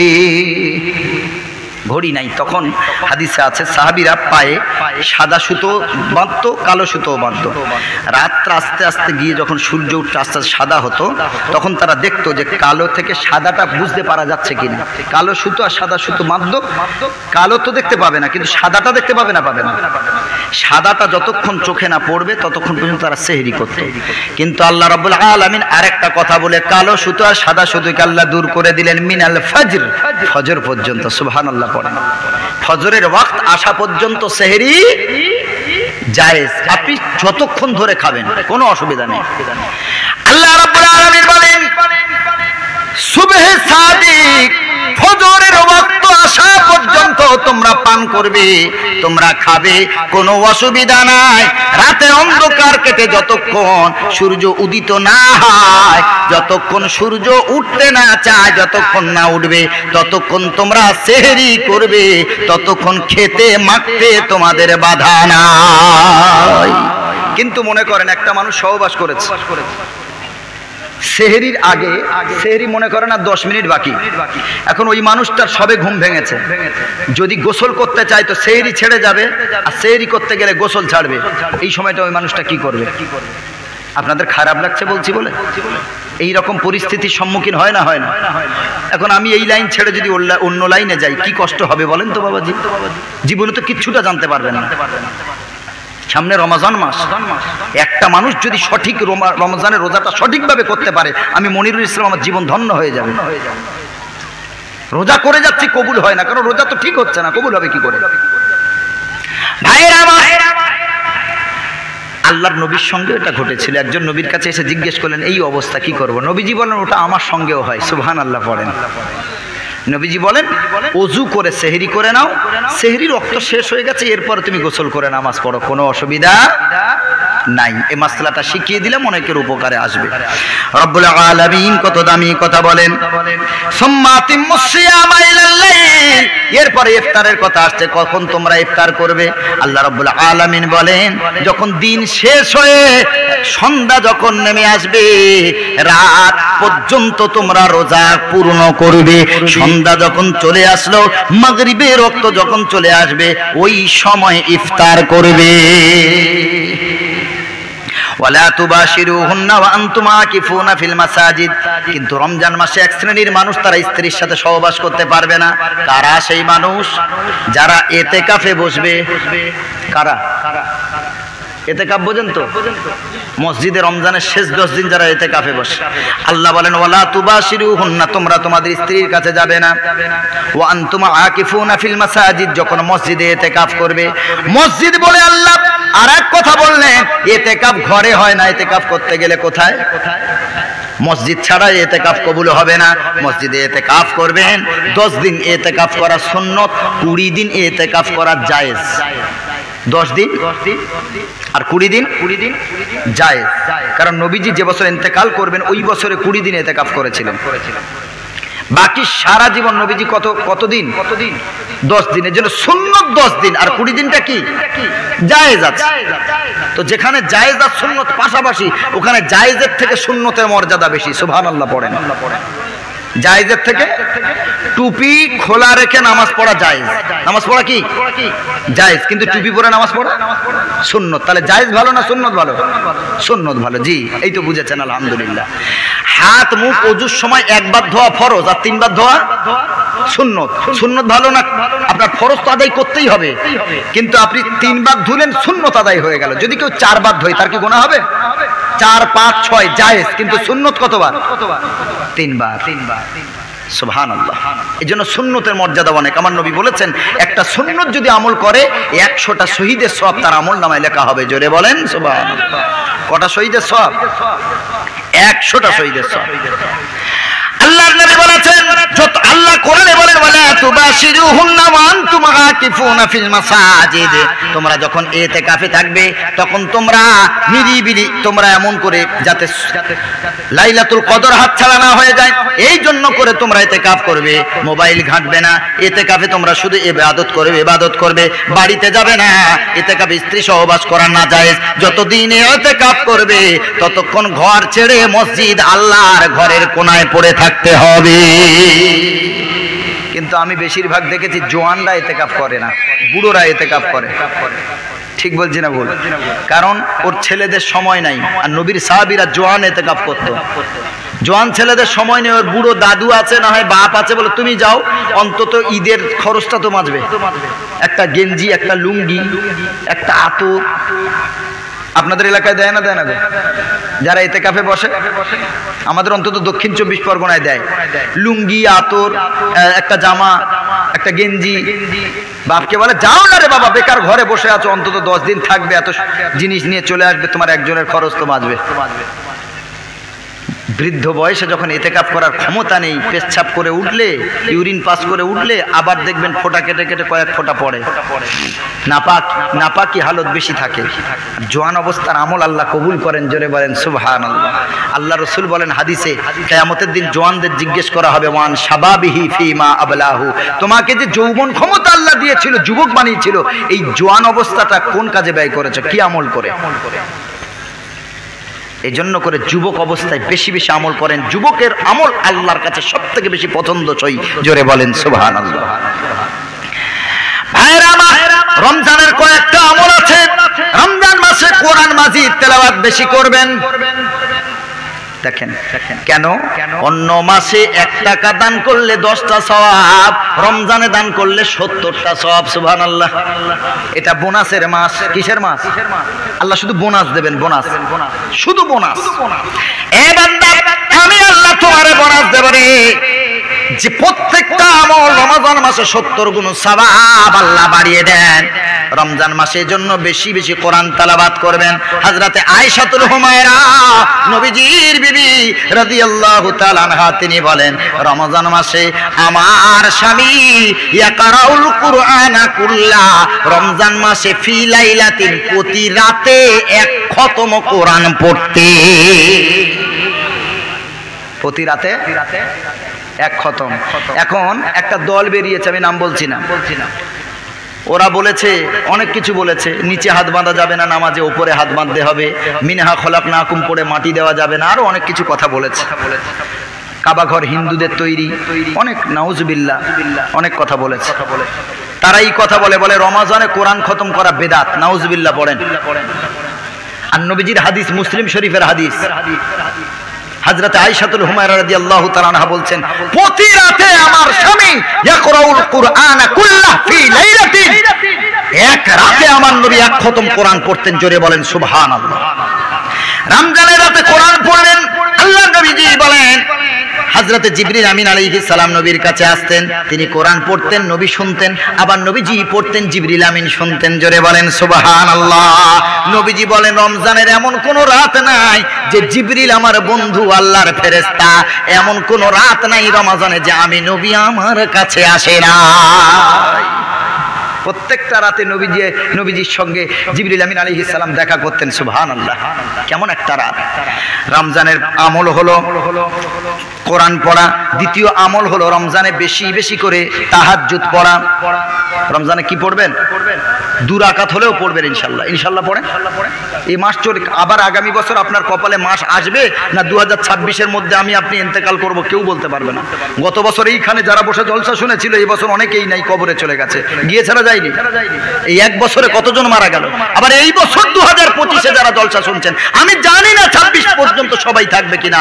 কত দাদু ভাই, কত যুবক আমি যাদের মুখ দেখছি, হয়তো আগামী বছর অনেকেই কবরে চলে যাবে। যে হুজুর আসবে তিনি আর তাদের মুখগুলো খুঁজে পাবেন না। হতে পারে জীবনের শেষ রমজান, সেইভাবে আমল করুন। আল্লাহ রাব্বুল আলামিন বলেন, কুমিল লাইলা ইল্লা কালিলা, রাত্রিবেলা ওঠো, আউজিদ আলাইহি ওয়া রাত্তিলিল কুরআনা তারতিলা, আর রাত্রিবেলায় বেশি বেশি কোরআন তেলাওয়াত করো। কোরআন এমন একটা আমল, আল্লাহর নবী সাল্লাল্লাহু আলাইহি সাল্লাম বলেন, মান ক্বারা হারফাম মিন কিতাবিল্লাহি ফালাহু বিহি হাসানাতুন ওয়াল হাসানাতু বিআশরি আমসালিহা ওয়া লা আকুলু আলিফ লাম মিম হারফুন ওয়ালাকিন আলিফুন হারফুন লামুন হারফুন মিমুন হারফুন আও কামা ক্বালা আলাইহি সালাতু ওয়াস সালাম। আল্লাহর নবী সাল্লাল্লাহু আলাইহি সাল্লাম বলেন, কোরআন মাজিদের একটা অক্ষর যে পড়বে, এক অক্ষরে আল্লাহ একটা নেকি দান করেন, আর ওই একটা নেকি 10 নেকির সমান। জোরে বলেন সুবহানাল্লাহ। একটা নেকি কটা নেকির সমান? 10টা। কেউ যদি আলিফ লাম মিম পড়ে, নবীজি বলেন আমি বলি না যে ওয়ালা কুলু আলিফ লাম মিম হারফুন, আলিফ লাম মিম তিনটে মিলে একটা অক্ষর, এটা আমি বলি না। নবীজি বলছেন ওয়ালাকিন আলিফুন হারফুন, আলিফ হলো একটা অক্ষর, লামুন হারফুন, লাম হলো একটা অক্ষর, মিমুন হারফুন, মিম হলো একটা অক্ষর। সুতরাং এক অক্ষরে আল্লাহ প্রতি 3 অক্ষরে 30টা নেকি আল্লাহ দান করে। এজন্য কোরআন বেশি বেশি, 30টা তো 12 মাস, 11 মাস পাবেন। আর রমজানে কটা গো? নবীজি বলেছেন প্রত্যেকটা আমলে 70 গুণ বেশি। 30 তো থাকবে, আর রমজানে আরো 70, 30 70 কত? বাস, আল্লাহর ভান্ডারে কোনো কম নাই। সুবহানাল্লাহ। কোরআন বেশি বেশি পড়বেন। আল্লাহর নবী বলেছেন তাহাজ্জুদ বেশি বেশি পড়ো। নবীজি সাল্লাল্লাহু আলাইহি সাল্লাম 3 নম্বর আমলের কথা আল্লাহর নবী বললেন তাহাজ্জুদ পড়বে। মান কামা রমাযানা ঈমানাও ওয়া ইহতিসাবান গুফিরা লাহু মা তাকাদ্দামা মিন যামবি। রমজান মাসে কিয়ামুল লাইল যারা করবে, তাহাজ্জুদ যারা পড়বে, আল্লাহর নবী বলেন তাদের পিছনের জীবনের সব গুনাহগুলো আল্লাহ মাফ করে দেবে। এজন্য প্রতিদিন 2 রাকাত হলেও রাত 11:30টা পরে তাহাজ্জুদ পড়বো ইনশাআল্লাহ। পড়ি 2 রাকাত হলেও, 8 রাকাত পড়া সুন্নত। 2 রাকাত 2 রাকাত 2 রাকাত করে কত রাকাত সুন্নত? 8। যদি আপনার শরীর ভালো না লাগে, দুর্বল ভাব থাকে, খুব ঘুম পায়, আপনি 8 রাকাত না পড়তে পারলেও অন্তত 2 4 রাকাত বা 2 রাকাত পড়তে পারবো না ইনশাআল্লাহ।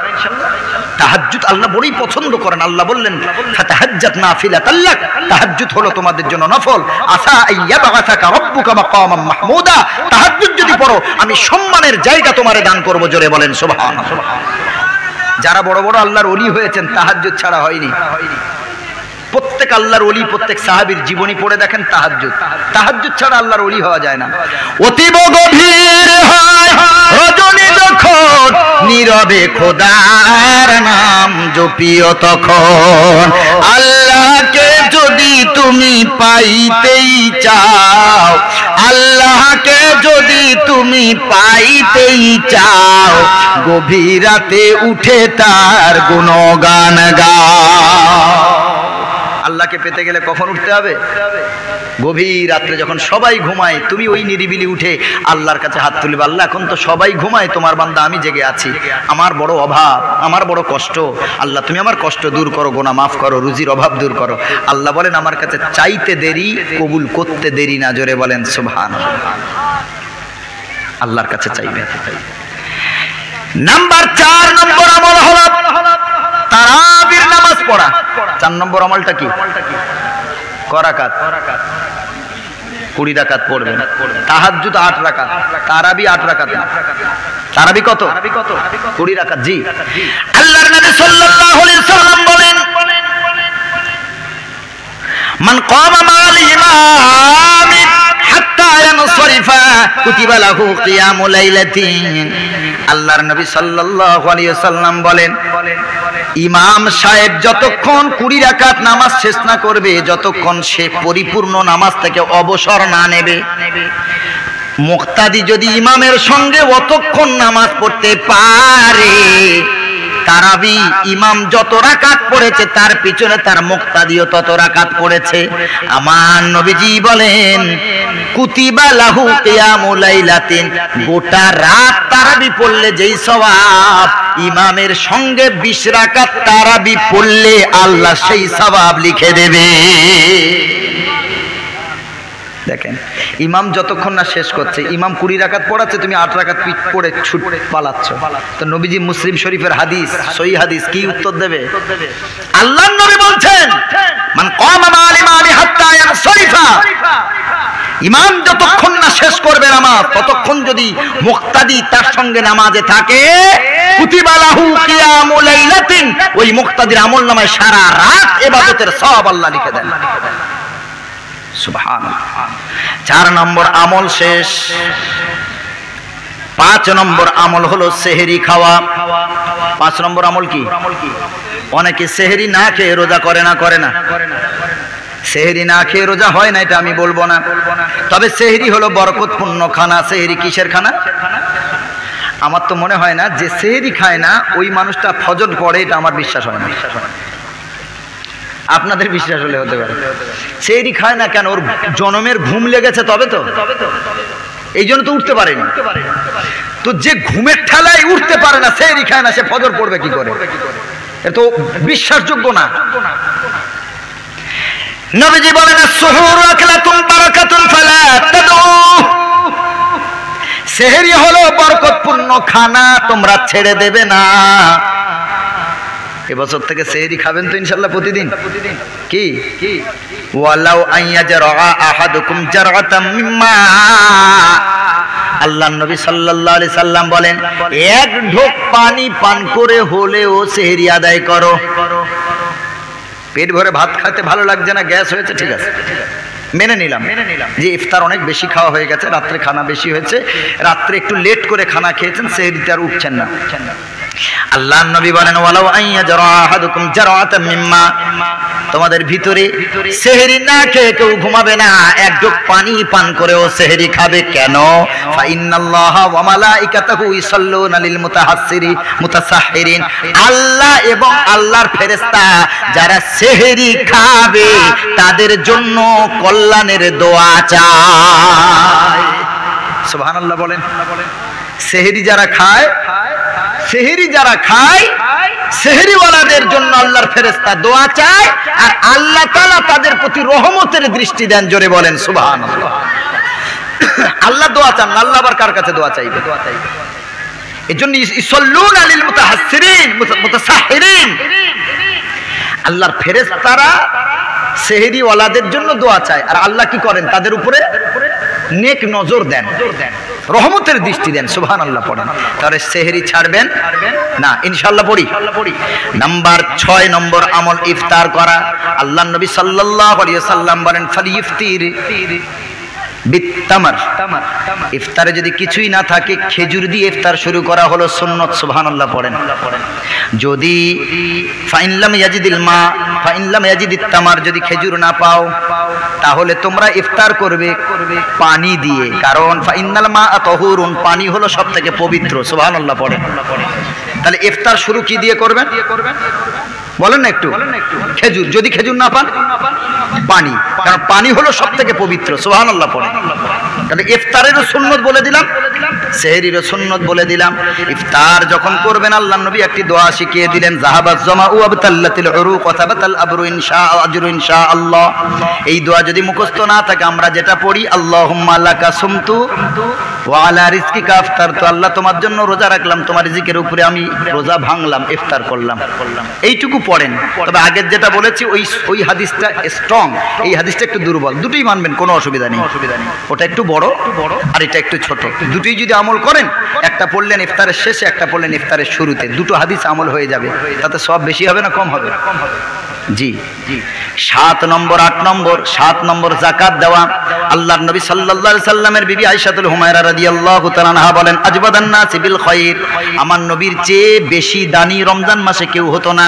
রমজান যখন আসতো আল্লাহর নবী আরো বেশি দান বাড়িয়ে দিতেন। সুবহানাল্লাহ পড়েন। তিনি যাকাত দিতেন, ফিতরা দিতেন। ঈদের নামাজে যাওয়ার আগে তিনি ফিতরা কমপ্লিট করে দিতেন, যাকাতও যাদের উপরে ছিল তারা কমপ্লিট করে দিতেন। সুবহানাল্লাহ। এই আমলগুলো করবো তো ইনশাআল্লাহ। এগুলো রমজানের আমল বলে দিলাম। আল্লাহ আমাদের সকলকে রমজানের প্রত্যেকটা রোজা বুঝে ঠিকভাবে আমল করার তৌফিক দান করুক। সকলে বলেন আমিন। ঠিকভাবে আমল করবেন, প্রত্যেকটা রোজা ইনশাআল্লাহ আল্লাহ কবুল করবেন ইনশাআল্লাহ। আর যারা মোটামুটি অ্যাডাল্ট হয়ে গেছে, ছেলেমেয়েরা বড় হয়েছে, রোজা রাখতে বাধা দেবেন না। ওর পরীক্ষা থাকার যাই থাক, রোজা রাখতে বাধা দেব না ইনশাআল্লাহ। পড়ি। ওর বাধা দিলে আপনার রোজা হবে না। এবার আপনি চিন্তা করেন কি করবেন। আল্লাহ আমাদের সকলকে সহি বুঝ দান করুক। সকলে বলেন আল্লাহুম্মা আমিন। আমি